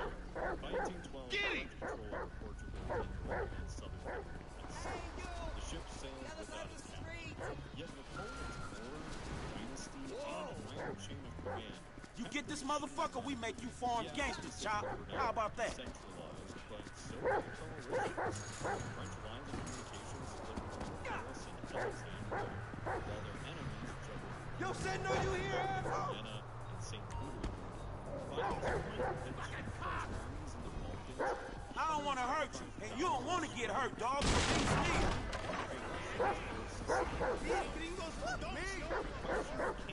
This like sprint training. Marched through Anatolia, scorched lands of Cilicia, across the Syrian desert, into Palestine to rescue Napoleon. Yeah, Hey, get it! Get it! Two, risked the sea route to Italy, Adriatic Straits. The strait is treacherous, now Oh, fuck! ships Come on, boy. Find that fool. waiting on the shore. Option three, travel Dalmatia into the Sniff him out, Chop Chop. Lead me to him. or strike Austria to finish off the dynasty. The coalition knew this was the only real play. By shadowing them, He hiding in that train, boy. Kutuzov's Russian host could bide its time in towns at Vienna. Minor skirmishes erupt in Serbia. Some villages siding with Put him up. others bystanders. I'm gonna find you, motherfucker. We can assume the Sniff 'em French out. would take 146 days to reach Vienna, while the Russians would arrive 39 days earlier. I And got yes, your ass. the showdown at Vienna. Man, ain't shit in you. Messina, There you Ney, go. and Davout against Kutuzov and Archduke Charles. The odds, well, You a mean motherfucker, man. Let's go. them being outnumbered 3-1 and exhausted from their mountain. Where is he, boy? Let's give the Come on, French maybe where is a he? 25% chance of success. Habsburg incompetence and Hungarian outrest can't outweigh a battle-hardened Russian army fresh from crushing the Janissaries in the empire's strongest province. The French would bleed badly and Hey, their Chop, what you defeat smelling? secure Habsburg independence. No, man. That ain't what we asked. Westphalia, Hell. and Greece. This front is so decisive, I'm giving the coalition not one, but two points. Cruzov's defense was... Come on, Chop. Get off there, man. We got shit to do. The baton passed to Man, another... get out that thing, Chop. You filthy motherfucker. And, yeah, thanks for catching my early... This ain't time for humping, Chop. Come on, man. Alexander himself would... Come on, you horny little motherfucker. You need boot camp or some shit. Go, boy. Where the OG at? In our timeline, they supplied 100,000... Got a whiff of him, Chop? About a fifth of Napoleon's invasion force in 1812. Here, with their homeland directly threatened, that number... You smell that motherfucker, boy? 2, Bernadotte. Stuck in Prussian garrisons, he couldn't move forever. Your ass caught. Shit! This motherfucker empty. Easily a top 5. Come on, Chop. Come on, boy. Poland to block Russia, head west to fight German defectors with fresh troops from France and other countries. Stop running, dog! You scared of dogs, nigga? Oh, shit! Screw that dog, man! Don't hump him! Bite his ass, Chop! Get his ass. Nah, man! Ah! Oh, come! I'm snipping. Fuck you, son of a bitch! That bitch just fucking bit me, man! Shut the fuck up. Hey, man, get over here! Oh, shit! What the fuck, man? I ain't got no beef with CTF. Cause maybe we doing our own thing. What the fuck, man? Shit, hey, Lamar Davis, is that you, nigga? Nigga, shut the fuck up. Just get in. Yeah, that's you, nigga. Fucking idiot. Shit, I said I had no beef, man. Shut the Hey, man, what the fuck? Get this fucking dog away from me. Come on, fuck.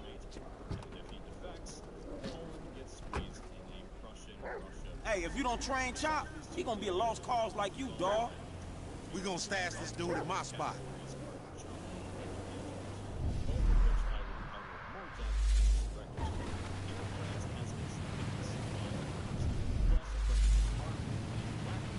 We going back to your crib?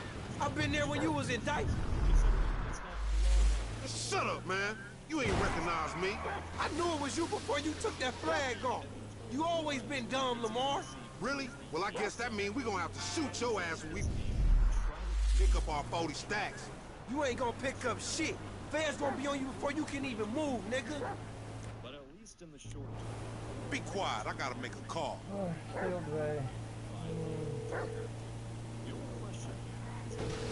We got your boy. You calling them on a cell phone, you dumb motherfucker? They gonna trace this shit in a sec. We want 40,000. Is pay me or pay the funeral director, motherfucker. What the fuck you done? You just gave them our location. Now we gotta let this motherfucker out of here. Get the fuck out of here. And nigga, give me that damn phone. What the fuck? Fuck you! I'll be seeing y'all soon. The only reason you been seeing shit cause we went easy on your ass. Remember that, dog. Oh, you owe me a fight too, you motherfuckers! Man, I told you to... His plot armor was famously thick.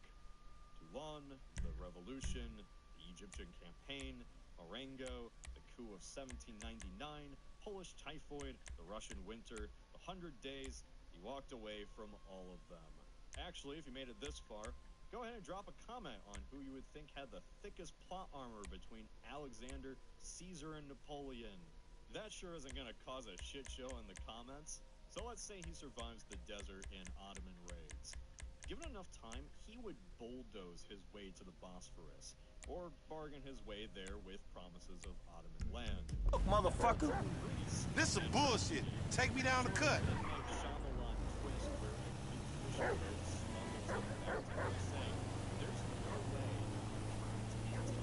Man, what the fuck is wrong with you, nigga?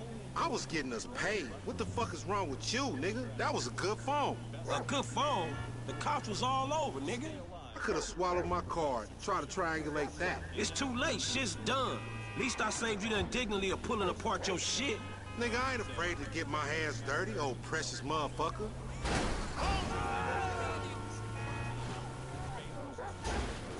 And watch that shit, homie.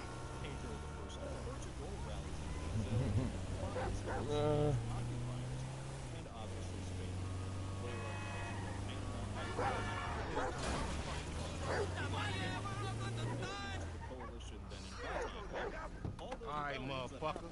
You the motherfucker. better watch out for them ballers. They gonna be on you now. The cops gonna be on your ass too. Yeah, I ain't worried about it.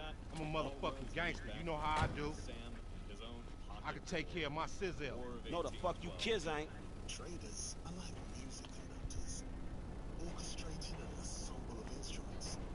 The first year looked much like Hey!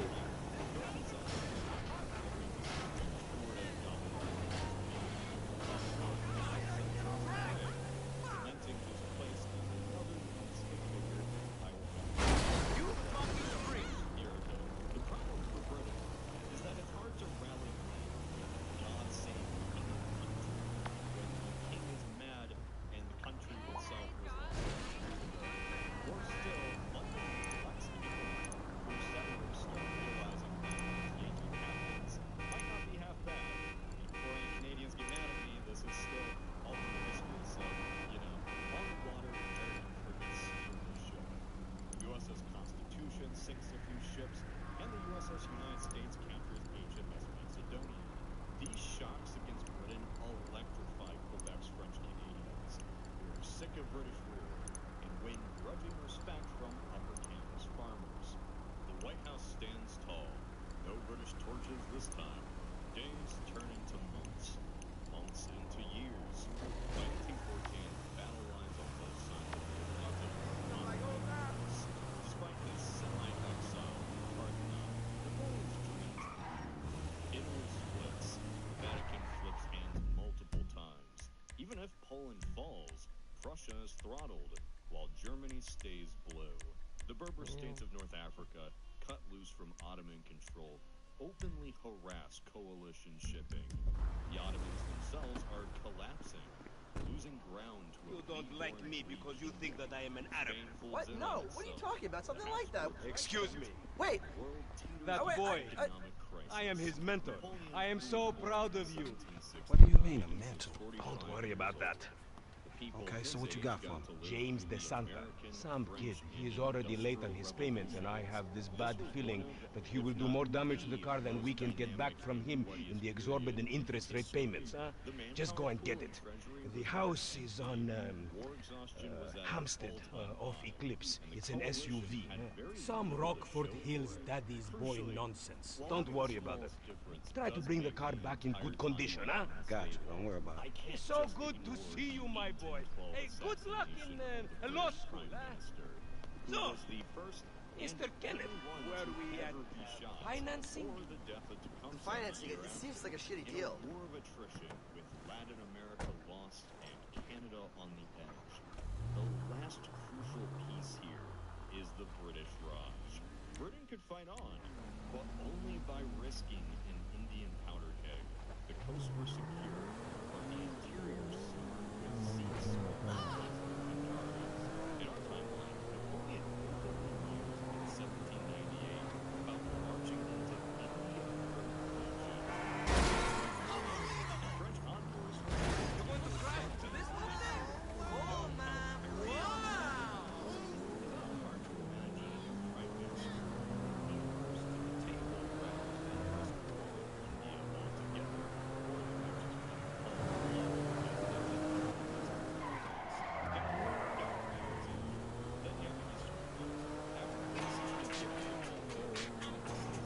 Hey, did you change your mind? When I discover that you betray me, perhaps. I hear you took the bike for yourself, my employee of the month. Listen, man, me and Lamar was gonna get that back to you, dawg. Oh, I am sure. You will get this car off the daddy's boy, and then we talk. Insurance papers say they have a locked garage, so you'll need to gain access from inside the house. Man, it's never easy with you, is it, Simi? Do not talk to me about easy, you thief.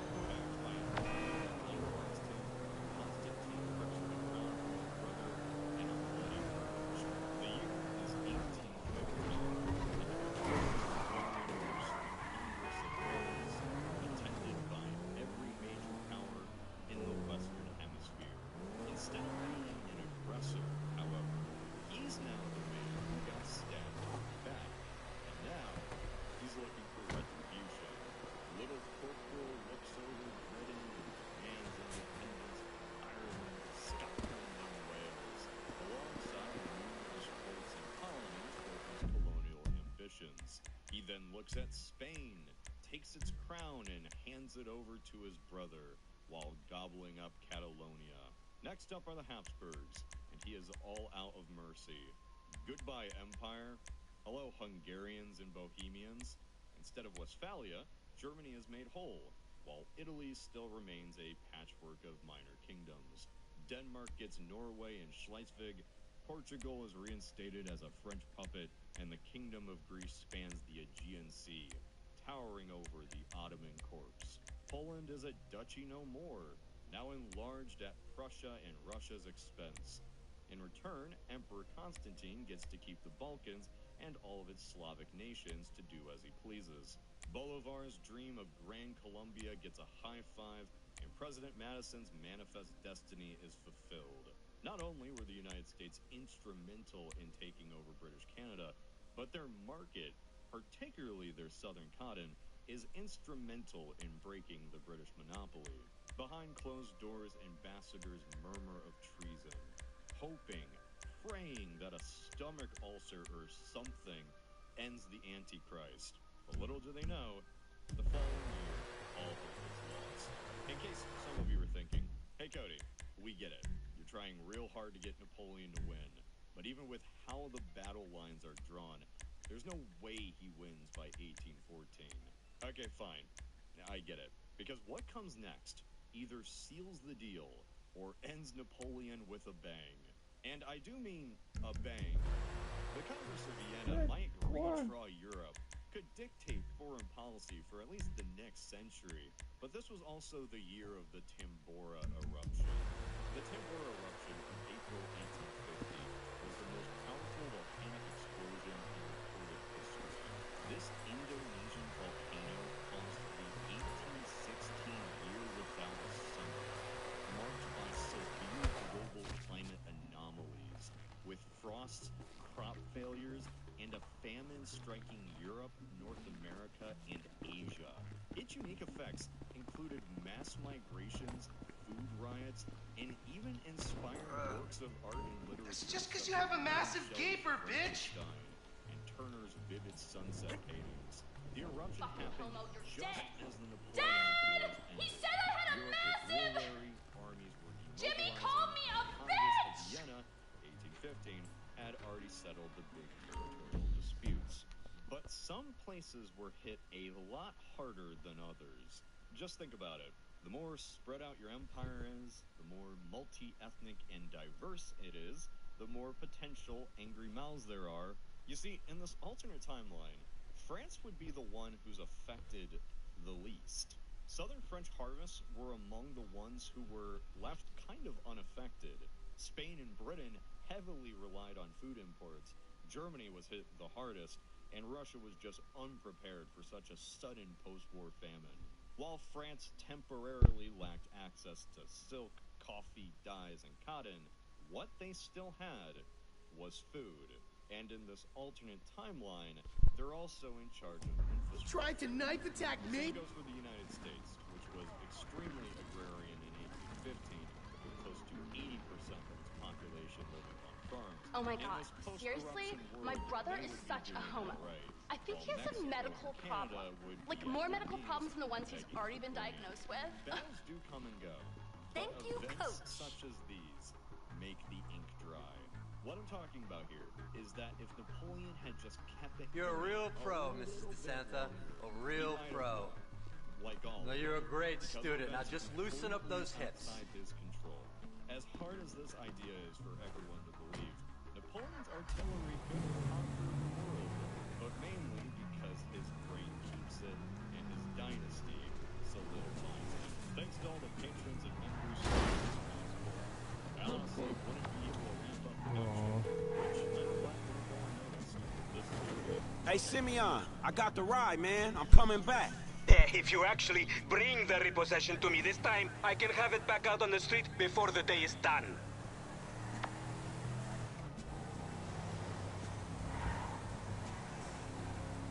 That's a 9mm semi-automatic pushed against your skull.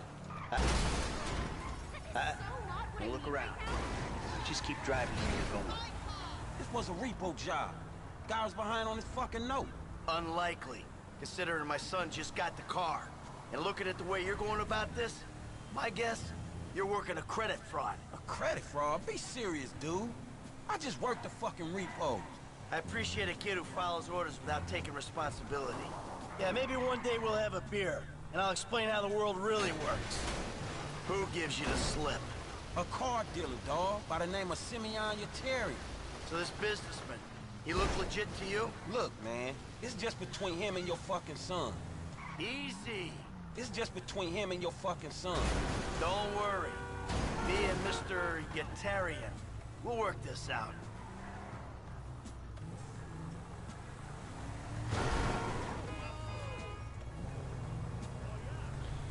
Yeah.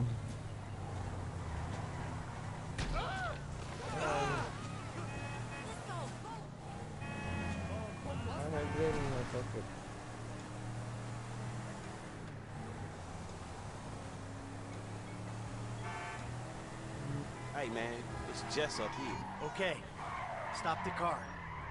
Pull up. That the place? Yeah, this the place, man. Whoa. Drive into it. Right through the fucking window. And fast. Or I'll put 2 rounds in the back of your skull and do it myself.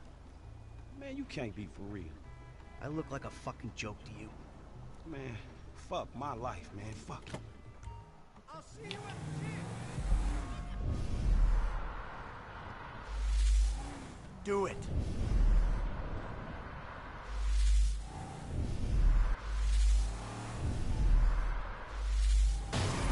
Shit! Franklin! What the fuck are you doing? Mr. Simeon, it's not exactly how it looks. I always trump big for a job well done. Now get out of here, kid. You motherfucker! I won't be treated like this!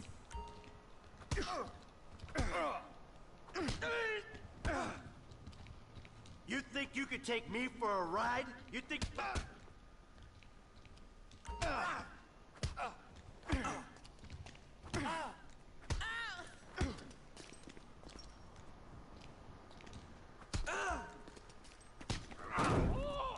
You recognize this car? Huh?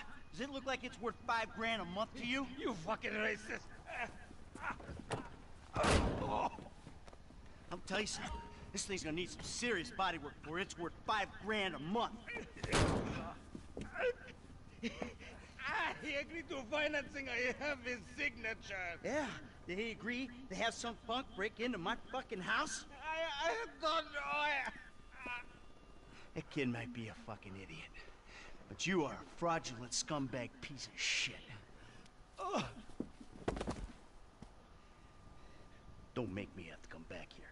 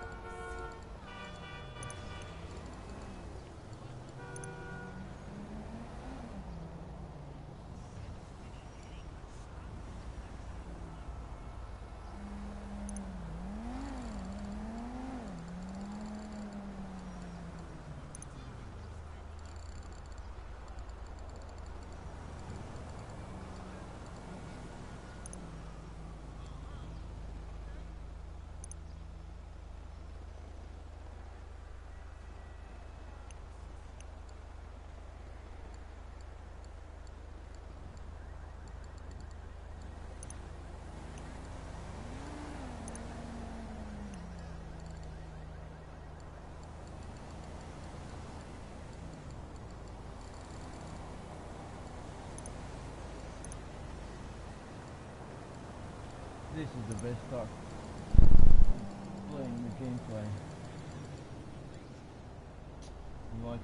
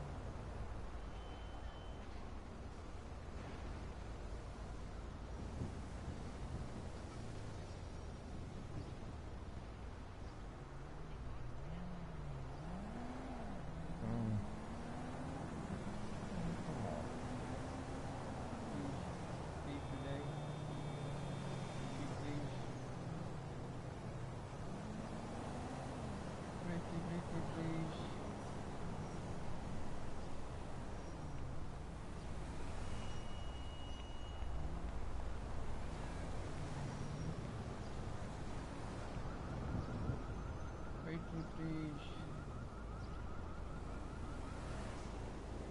There we go. So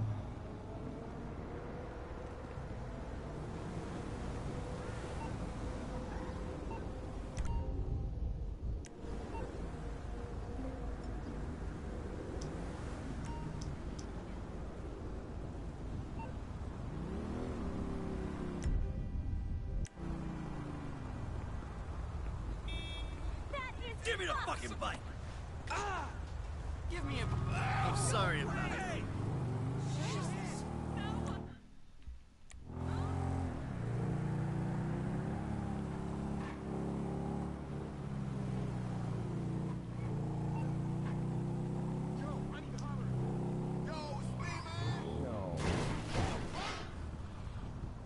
let's try this one.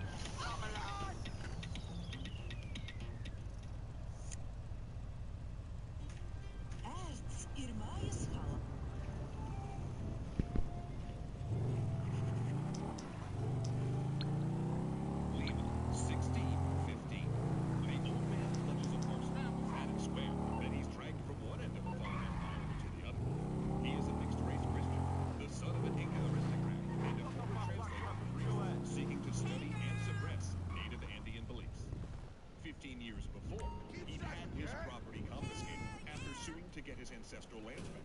Since then, he's wandered the country observing the disappearing Inca life, compiling a chronicle complete with illustrations. That was it's nice. A history of the Inca, but also a catalog of abuses by the colonial Spanish.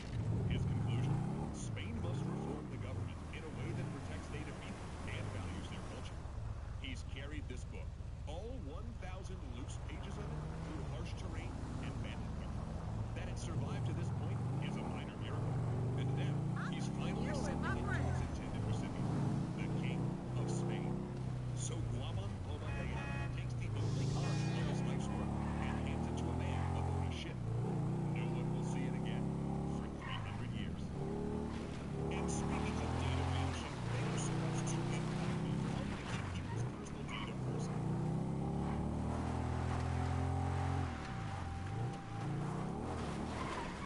When you get off the plane, the first thing you notice is unknown area. And as you exit the airport, a man in a poncho offers you a styrofoam cup full of coca leaf tea to help you deal with the ambient altitude. And your hotel has oxygen tanks in all. Cusco sits at nearly 3,400 feet, or 11,200 feet in altitude. When you walk the cobblestone streets, you feel dizzy and have to stop for a breath after a few blocks. And then, you start to notice something strange. Every large Spanish building in the city has been built on a foundation of Incan stone. That's because the Spanish didn't build Cusco. They merely built on top of it. It was in fact the Inca who, despite the altitude city minded. A city that ruled the largest indigenous empire to ever exist in the Americas. The Inca Empire spanned 2,500 miles along the Pacific coast of South America. Say again? How the fuck we get fired? Man, it was partly all that bullshit you pulled, and partly the repo's old man making me crash the car into the dealership. Ha! You the crazy ass motherfucker in this partnership. You better spin them while you got them. Yeah, if you say so. To the humid Amazonian jungle, to the Atacama Desert, parts of which haven't seen rain in nearly 400 years. Walk the Inca Trail to Machu Picchu, a fairly short route you can still follow today, and you'll pass dusty valleys, lush agricultural terraces, alpine tundra, and jungle. The massive Andes themselves create these microenvironments, forcing the moisture out of passing cloud formations, so part of the Inca heartland remain wet, while Earth in the other areas stay powder dry. In fact, many settlements stand at altitudes that are difficult to breathe in for anyone but the Andeans, whose lungs have adapted to absorb more oxygen. Actually, after building all of these celebratory churches on the foundations of the Incan capital, Cusco, the Spanish moved the capital to Lima, partially because they couldn't handle the altitude. But despite the complexity of ruling over and building in such varied environments, the masonry of the Inca Highway cuts through all of them, at times tunneling through solid rock, winding its way through ruins of settlements, fortresses, terraces, and temples. And the Inca built this sophisticated state without iron tools, the wheel, riding or draft animals, money, or a written language. However, they did have people, a series of knotted ropes that helped them calculate complex equations and remember numbers and dates. But the rest of their culture, their folklore, their religion, and their history was all oral. Which becomes a bit of a problem when it comes to telling the history of the Inca Empire. Because while the conquest is well documented, we have no sources from before the period of the Spanish conquest. Like the buildings of Cusco, where Spanish constructions stand on Inca foundations, all of our stories of the empire come to us to one extent or another via their colonizers. Following the Spanish conquest, dozens of priests, administrators, and former conquistadors set to work interviewing native people in order to capture the empire's oral history. And while these accounts are better than nothing, their usefulness is, mixed at best. See, after the fall of the Inca Empire, a struggle began over the empire's cultural legacy. Spanish authorities stripped the valuables from shrines, leveled temples, suppressed native religious practices, and confiscated the imperial mummies. And part of that campaign involved collecting and telling the Incas' oral histories. Some of the priests collected these stories in hopes it would assist in conversion. But many considered the Inca devil worshippers, or wrote specifically to make their rule appear illegitimate, justifying the Spanish conquest. Conversely, more sympathetic accounts came from conquistadors who married into the Inca elite and had a closer relationship with the culture. But these two can display a major gap in understanding. Even after living in Peru for decades, the Spanish didn't really understand the Inca, or any of the other people who lived under the empire's banner. Their ideas about religion, society, and politics were just too different for these chroniclers to capture accurately. For example, the Inca didn't perceive history in a linear fashion. To tell the history of their four-province empire, they wouldn't start at the beginning. They'd tell the history of the most important province, beginning to end, before moving on to the next most important, and so on. And it's from one of these Spanish accounts that we get the date of the empire's founding. But even that is controversial, and may be entirely wrong.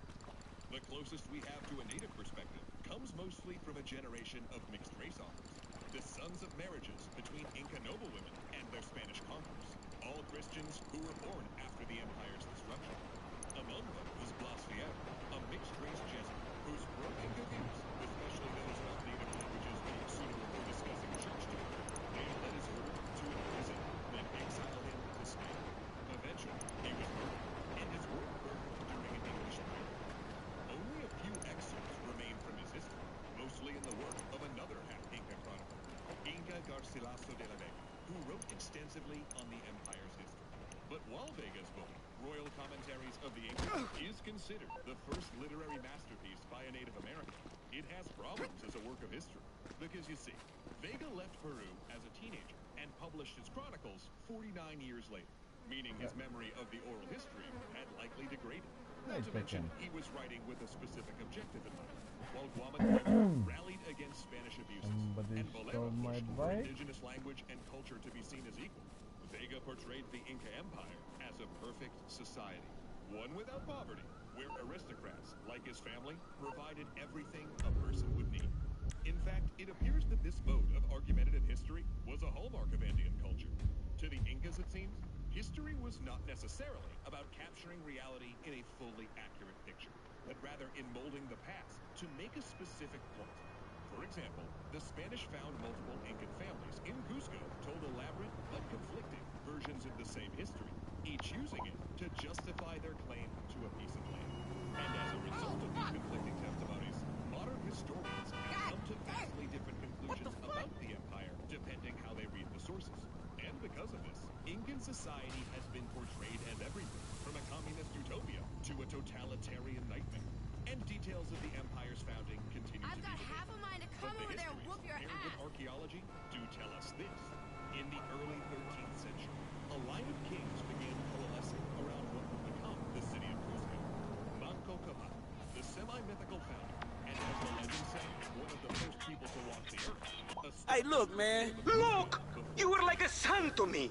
Employee of the month. Does that mean nothing to you? Man, the dude had a gun to my head. No loyalty, no integrity. You should have taken the bullet. My business, my totally legitimate business. You're fucked, my boy. Fucked. Valorous, generous Inca. The left-hander. The splendid accountant. The magnanimous. And my personal favorite, he who weeps blood. They built the city and expanded their territory, creating the Inca ways of life and bringing order to a chaotic world.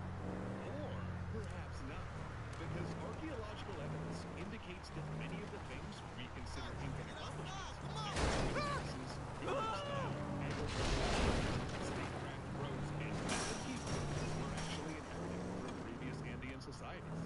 But regardless of their source, the Inca were about to use these tools on a scale no one had That's ever nasty. seen. Because in Cusco, What? the Sapa That crazy Inca motherfucker Lamar hasn't got you killed yet? No, not yet. You must be slacking. He's always slacking. He's a fool, bro. Just sometimes. Anyway, talking of fools, what would you say if I told you some fools I knew were running a little racing competition? And as luck would have it, they got this really beautiful silver medal with your name on it. I say go fuck yourself. Bronze medal then? Funny motherfucker. Cusco, 1438.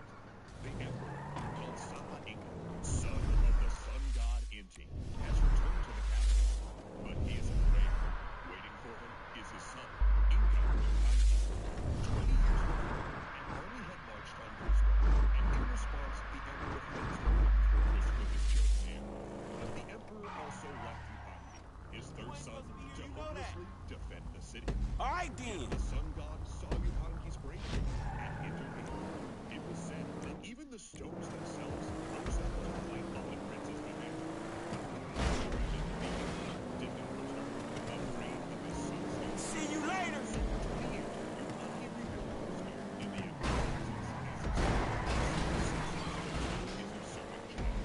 But now, the emperor has returned, and in doing so, he formally hands over his position to his son and grants him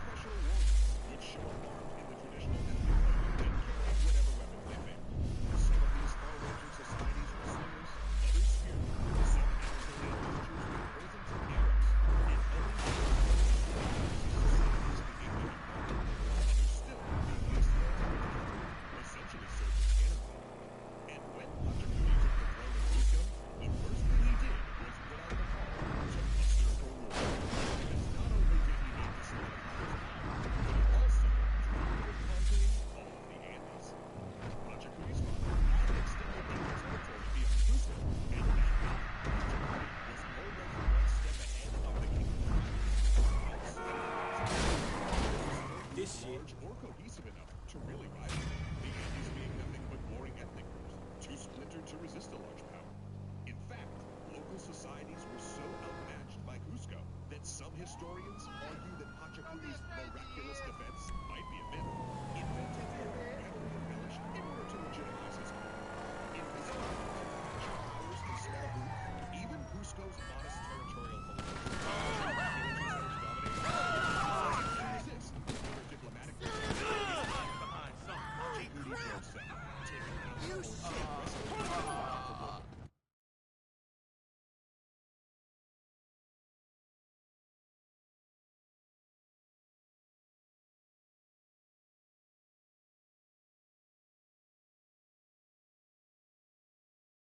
conquered territory.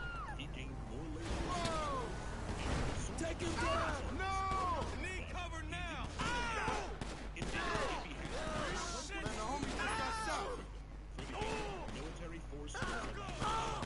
And initially, they would send him back to and offers of men, essentially promising him a pardon from the labor tax. Nothing would change in local government, culture, or society. In return, the society would get access to Inca roads and storehouses. Oh, and as an added bonus, they would be destroyed. Hooray! If U.S. alliances failed, however, then the Inca would threaten military. And considering they could field armies of over 100,000 warriors, this was often pretty persuasive, especially when they used the mountainous terrain to appear without warning. Many a local noble, brave in his stone house, would quickly capitulate once he saw an Inca army suddenly appear outside his walls, banging drums stretched with the skin of defeated enemies, and playing flutes made from human bone. Only in a minority of cases did the Inca have to actually fight. When he reached modern-day Bolivia, Pachacuti deemed it far enough and returned to the capital. But for his next expedition, he sent his brother north into the Andes in a bid to conquer all the way to the coast. This move gave the burgeoning Inca state access to the sea and solidified Oh, hell no! Not my baller ride! Pachacuti no longer ruled a kingdom. The Earthshaker now had his empire. But war is dangerous for a ruler. Good rulers delegate, but that sometimes meant you delegate away your glory. And that was especially not ideal in a state like the Incas, where there was no specific grounds for succession, and primogeniture didn't hold sway. Theoretically, any male relative could succeed Pachacuti: a son, an uncle, or a brother. Maybe one who gained a reputation as a conqueror of beasts. So on the northern expedition's glorious return to Cusco, Pachacuti charged his brother and all the generals with treason over a troop uprising and executed them. There, that fixed it. This would actually set a pattern. If you were a general in the Inca Empire, you wanted to be successful, sure, just not too successful, especially if you were related to the Sapa Inca. Generals that won stunning victories almost always got beheaded upon returning to Cusco, because the Sapa Inca was the child of the sun, and you do not outshine the sun. Pachacuti learned a valuable lesson. If you're going to do what the fuck, fool? Make sure What's up, homie? Hey, look. Chop got to stay around your crib for a while, homie. That's cool? Yeah, man, it's cool. Shit's the best place for him anyway. Like it ain't nobody out there gunning for your black ass. Bullshit, nigga. Just take care of it, man, alright? Alright, I got you, dog. This was sort of a war internship, a way to help him gain experience while burnishing his ruler resume. So you got one of those, right? The Gambit worked spectacularly. Pachacuti could rule the center, while his son fought the brutal military campaigns on the coast in modern Ecuador and head the first forays east into the Amazon. These grinding campaigns sharpened Tupa Inca into a fierce, ruthless warrior, one willing to dam a settlement's water supply to force surrender. He also learned how to maximize his military force, rotating his Andean troops back into the mountains periodically so they could recover from the unfamiliar coastal and jungle environments.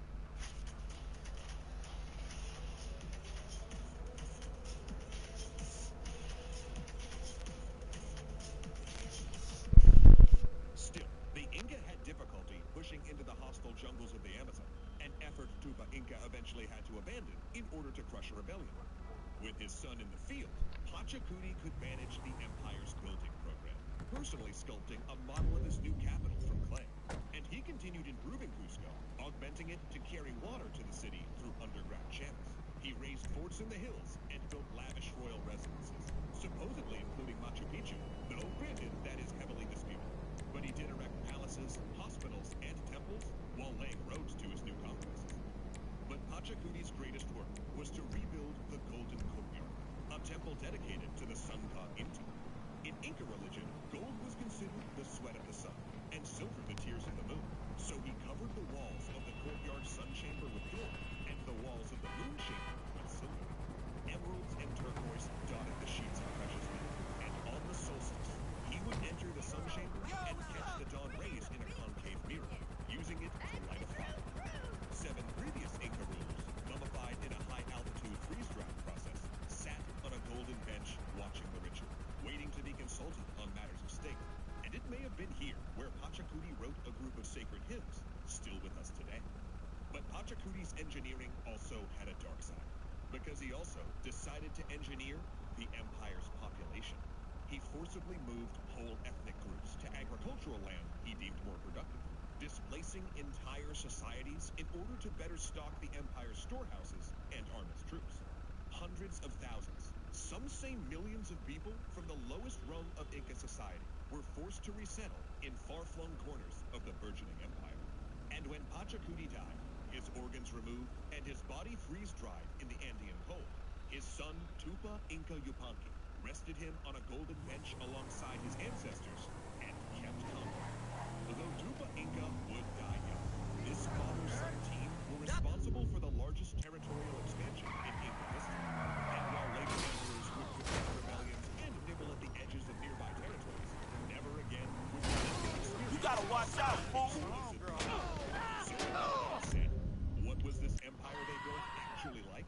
Well, join us next time for a day in the life of several members of Inca society, from agricultural workers to the surprising social life of a dead Inca emperor.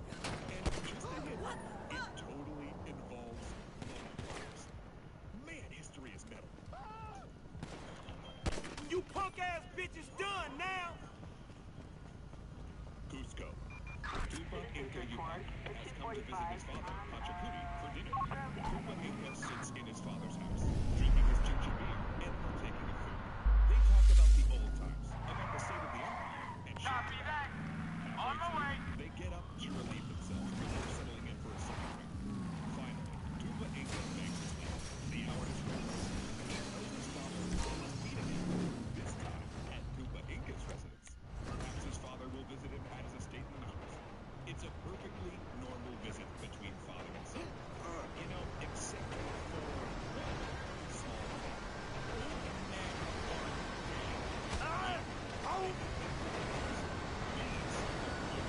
Still social implications as they did in life. And this was a dinner party for the dead.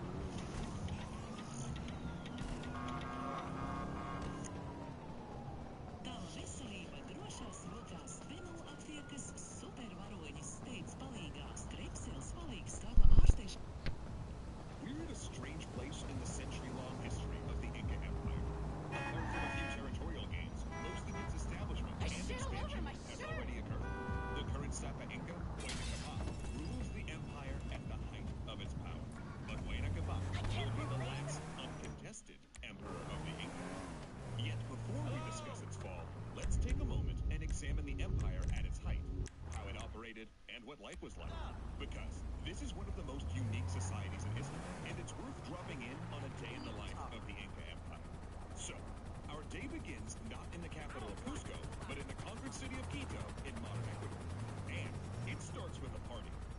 Thousands of people in the plaza, laughing, eating, drinking chicha beer, and staring at the Incas who have just thrown this lavish feast. Because this is no ordinary party. It's the feast before the labor tide. Among the crowd sits one man, not an Inca, but a local of Quito. He's a father, a husband, a brother, and an artisan. But to the Inca, he is a nut. See, a few years ago, he married, which to the Inca makes him both a full person and a part of the imperial labor pool. The Inca's worldview is based on complementary pairs, man and woman, sun and moon, one who breaks ground, and one who sows seeds. And this means someone is not a member of society until they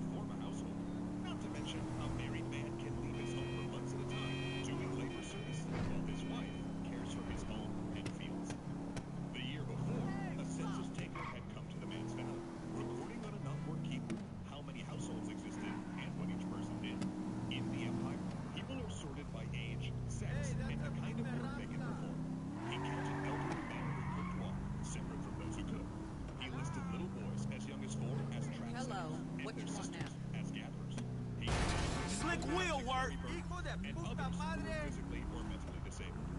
Though the man farms most of the year, due to the Inca's insistence that all households must be self-sufficient in food production, his people are particularly talented goldsmiths, and that's likely what he and 9 other households in his group will do for the Empire.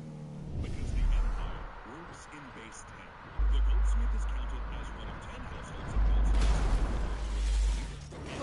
Fuck, you got it. Thanks, man. Seriously, you saved my ass. Screw this. And it goes on like that. It ain't working. Oh, this is fucking awesome. Most of them local that report to the Inca. Oh, it's cool, man. My repo instincts kicked in. Thus can 100,000 Inca, mostly living in Cusco, rule over 10 million people. But not always easily. This feasting masks attention. Quito is a new addition to the Inca Empire. And though the man can see some benefits, such as having more food than his ancestors did, and the Empire had improved security by stopping regional warfare, locals don't like the imposed sun god worship, resent the labor tax, and still feel the effects of the forced relocations. When the Inca came, they divided the land and lava herds into 3 parts, taking one part of the aristocracy. Nice drive! Oh, well, fuck this. You're dead, Muta! When the crops failed, people went hungry. Inca officials called for silence. Yeah, I'll show you who has a bigger dick. What in the fucking world? Hey, get up! The weavers, the Inca's most prized and privileged artisans, will make clothing for the Inca aristocrats. The potters, will manufacture clothes and clothing. Some will be assigned military service, and for the man and his clothes, he will make gold and silver ritual objects. Oh, shit. For Cusco. The man and his group take the Inca road to a nearby way station that includes storehouses, workshops, and temporary housing. And Inca officials issue him the materials he needs, as well as a portion of food to sustain him through the crafting of the 3 golden llamas. Do you know how you want it done? The sooner he finishes this task, the sooner he can return home. But he knows the Inca covet fine objects, so he takes his time and does it right. When he's done, he hands the objects over to a courier and makes his way home. This courier is doing his service as well, running parcels up and down the Inca road. But he only runs one segment, from a single way station to another, before he hands the llama off to another runner who takes the next leg. During his service, this teenage boy has carried Kipu messages, precious small objects, and Where are even my a fish fresh off the coast, destined it for should the be Emperor's fine. plate in Cusco. Through this system, an object can make it from Quito to Cusco in about a week, a distance of over 1,000 miles. One of these golden llamas is destined to be united with a teenage girl, a very special teenage girl, whose father has volunteered her for a great honor, to be sacrificed.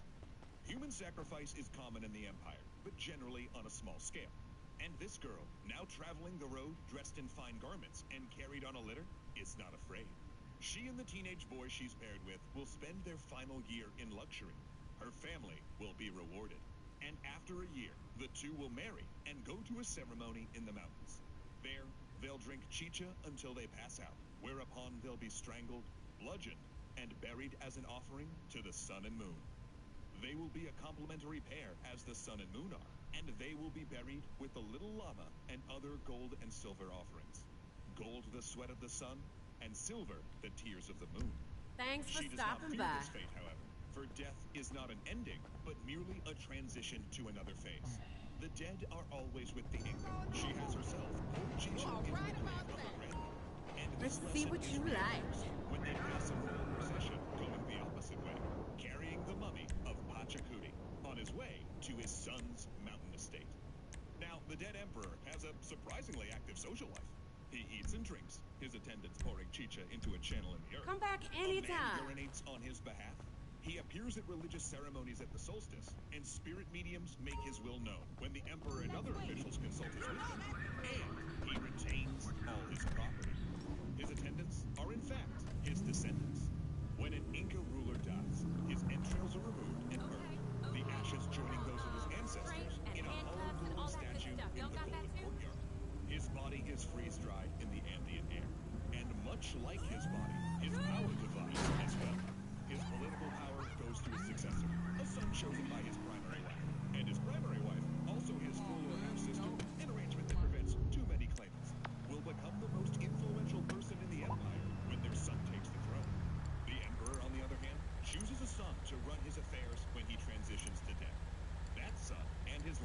will inherit all of the Emperor's wealth and estates. Or rather, they will control and run all the wealth on behalf of the deceased Emperor, who will continue going about his life. After all, death is not an ending. Pachacuti's spirit is still alive, vital, and powerful in his mummy and in the sacred landscape. So, his attendants carry him to the mountain estate, which he engineered to complement the beautiful landscape, and on to visit his son. But if Pachacuti's spirit exists, it may be trouble. Things in the Empire are not quite working well. His grandson is finding the labor system cumbersome, and because all the royal lands are owned by mummies, he's building Quito into a second capital and pushing out the borders, just to get some land for himself.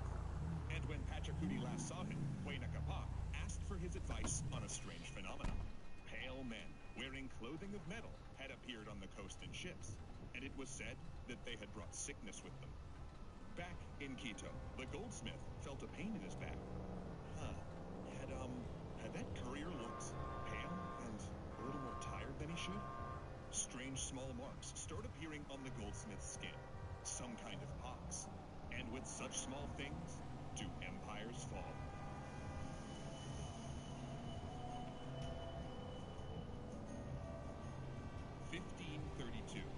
Francisco Pizarro is shocked by what he sees. On his first expedition 4 years ago, he had landed in this very city. It's where he learned about the so-called Inca Empire he'd come to conquer. Then, there had been 1,000 stone buildings, large seagoing rafts in the harbor with great white sails. Crowds had come out to greet them, to offer gifts, and touch the strange white and black skin of the foreigners. Now, it was let's meet up tomorrow. Most of the populace, it seemed, had fled. He directs his translator, a native man he kidnapped during the last expedition, to ask one question. Nice and tight, nice and tight. I am 18 inside, baby. Civil War. It came from the north. Everyone was sure of it. It turned people's skins black and made blood flow from their nose and mouths. And it was almost always fatal. Today, we assume this disease was hemorrhagic smallpox, or measles, likely swept down from Mexico, where Cortez's men had brought it to the Aztec Empire. But the inhabitants of the Inca Empire had no name for the illness that ravaged them. There's no way to solidly estimate the impact of this plague upon the Inca population. But in some areas, the population may have dropped 90%. And no one was spared. No one. When the sickness reached the empire, Emperor Huayna Capac was up north in Quito, the place he'd fashioned into the second city of his empire, and where he marshaled his forces to crush rebels in what is now Ecuador and Colombia. He was no fool. He isolated himself, but the strange marks found him anyway. Within days, he was dying, and fearing that the emperor was about to make his transition into the spirit world, the royal court asked him to name a successor. He did. The son he named, though, was already dead, a victim of the same illness which had swept through the royal court. Though the Spanish did not know it, they didn't understand disease transmission well enough to... Oh, yeah. No.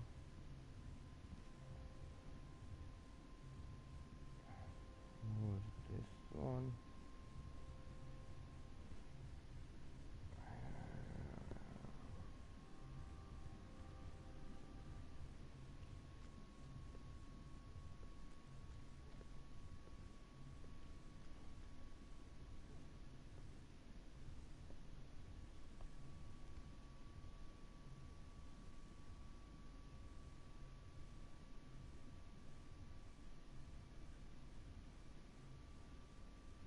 And now it's time.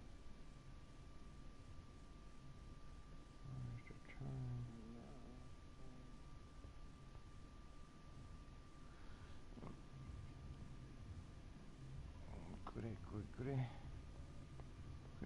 Goody.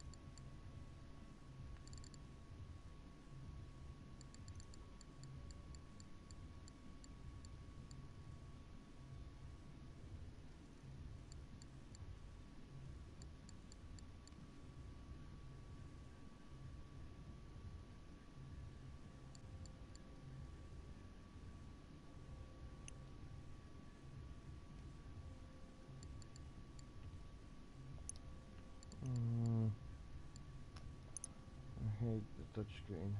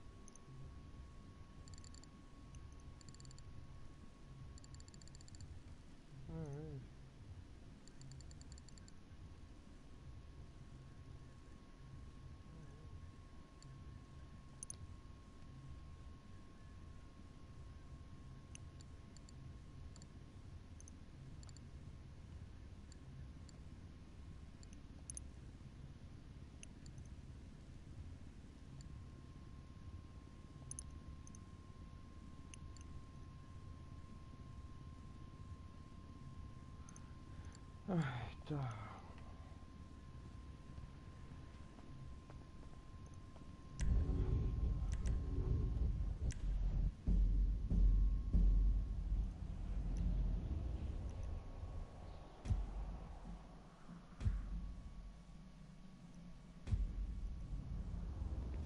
Nope.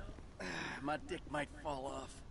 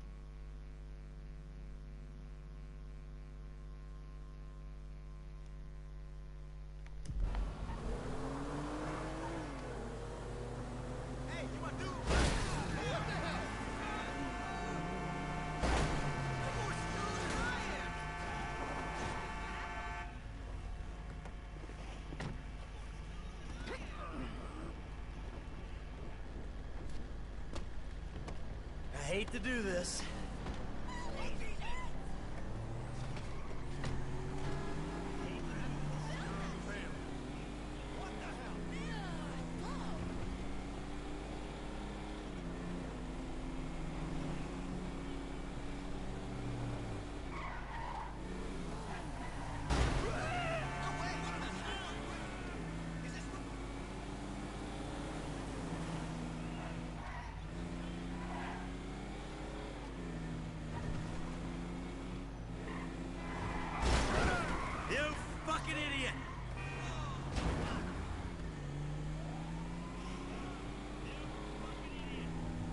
You got lucky, buddy.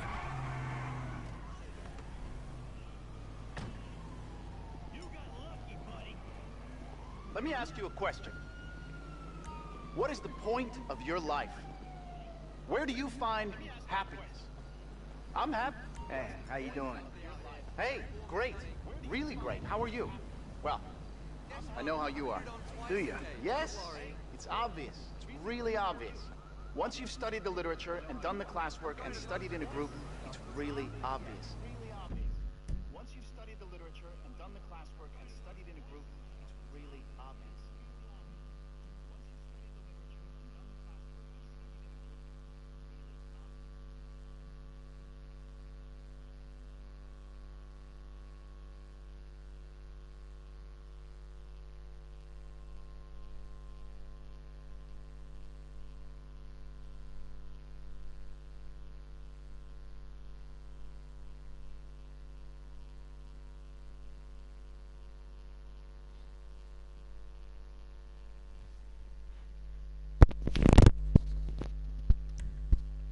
I'm getting really close now. Close to everything. And you, well, you're still lost. You live in the happiest place in the world, and yet you feel like life is passing you by? That's because you don't know anything at all. Everything you know is a lie. Everything. Listen, brother, if you're interested in the truth, go to epsilonprogram.com and prepare to be amazed. Remember, the tract has not yet been written. Okay. Hey, live with your doubts, brother. I'm happy with my certainties.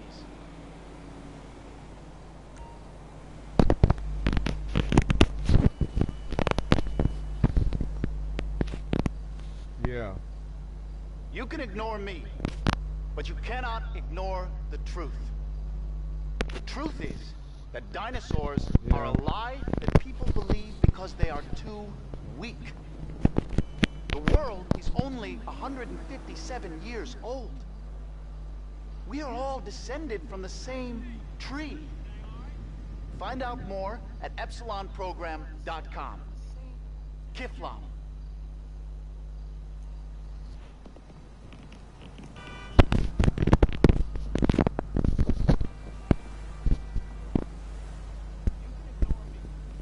Trees can talk, but only some people can hear them. That's a fact. Sperm is a lie. It does not exist.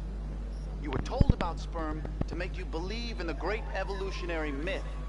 If evolution were true, we'd be able to fly just like planes.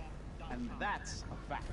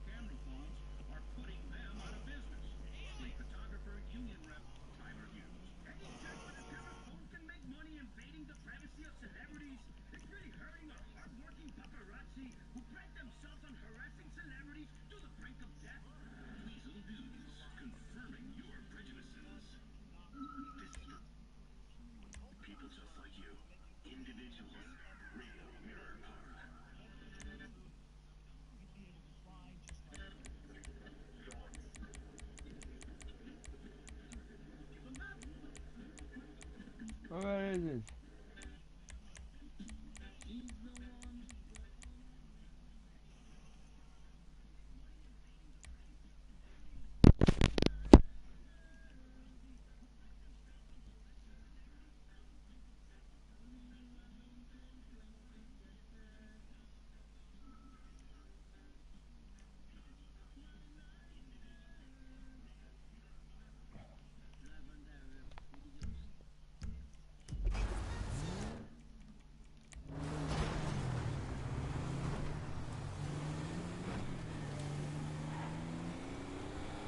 Whoa! Too close!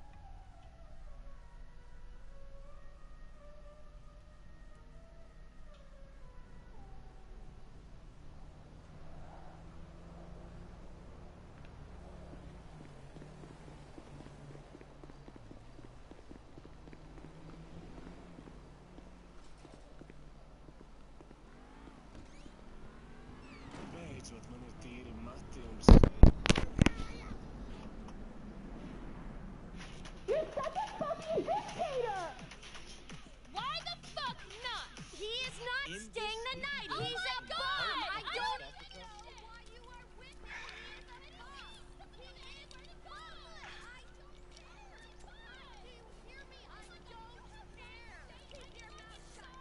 All I do is mind your business, and you watch your language. I'm gonna call your father, and you're gonna get.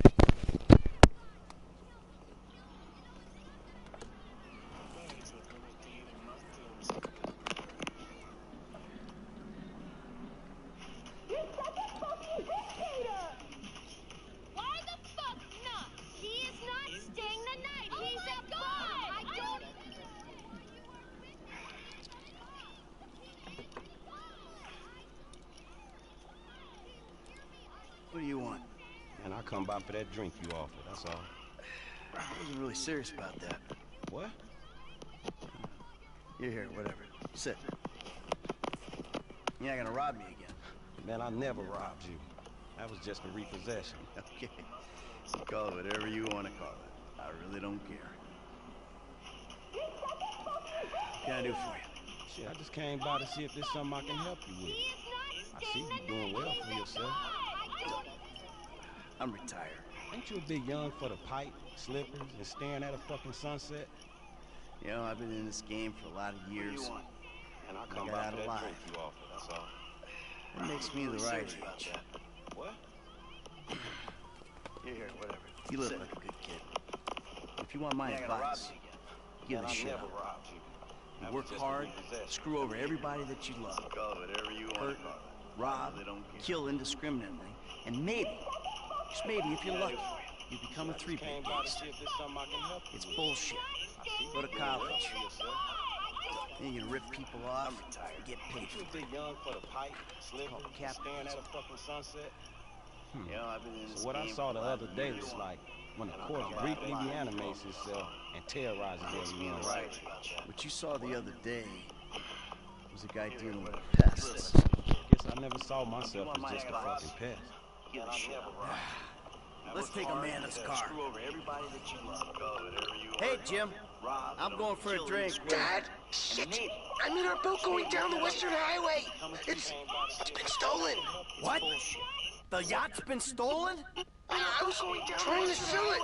I know you didn't want it sold, but I need money, and they don't want to buy it. They just want to take it. I'm hiding in the head. You're insane! All right, I'm coming. For my boat. All righty then. Change of plans. My darling boy is in trouble. I'll do what I can to help with that, man. All righty then. Change of plans. My darling boy is in trouble. I'll do what I can to help with that, man.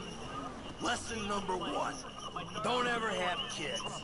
Hey, man, look, if I had kids, I don't think no parenting issues would arise over who had both privileges and who don't. Shit, motherfuckers would be lucky to sit in the bathtub. Shit, things that desperate. Things that desperate, huh? Nah, but, you know, shit, I was making a point. Pathologizes? Things that desperate, huh? But... Things that desperate, huh? But...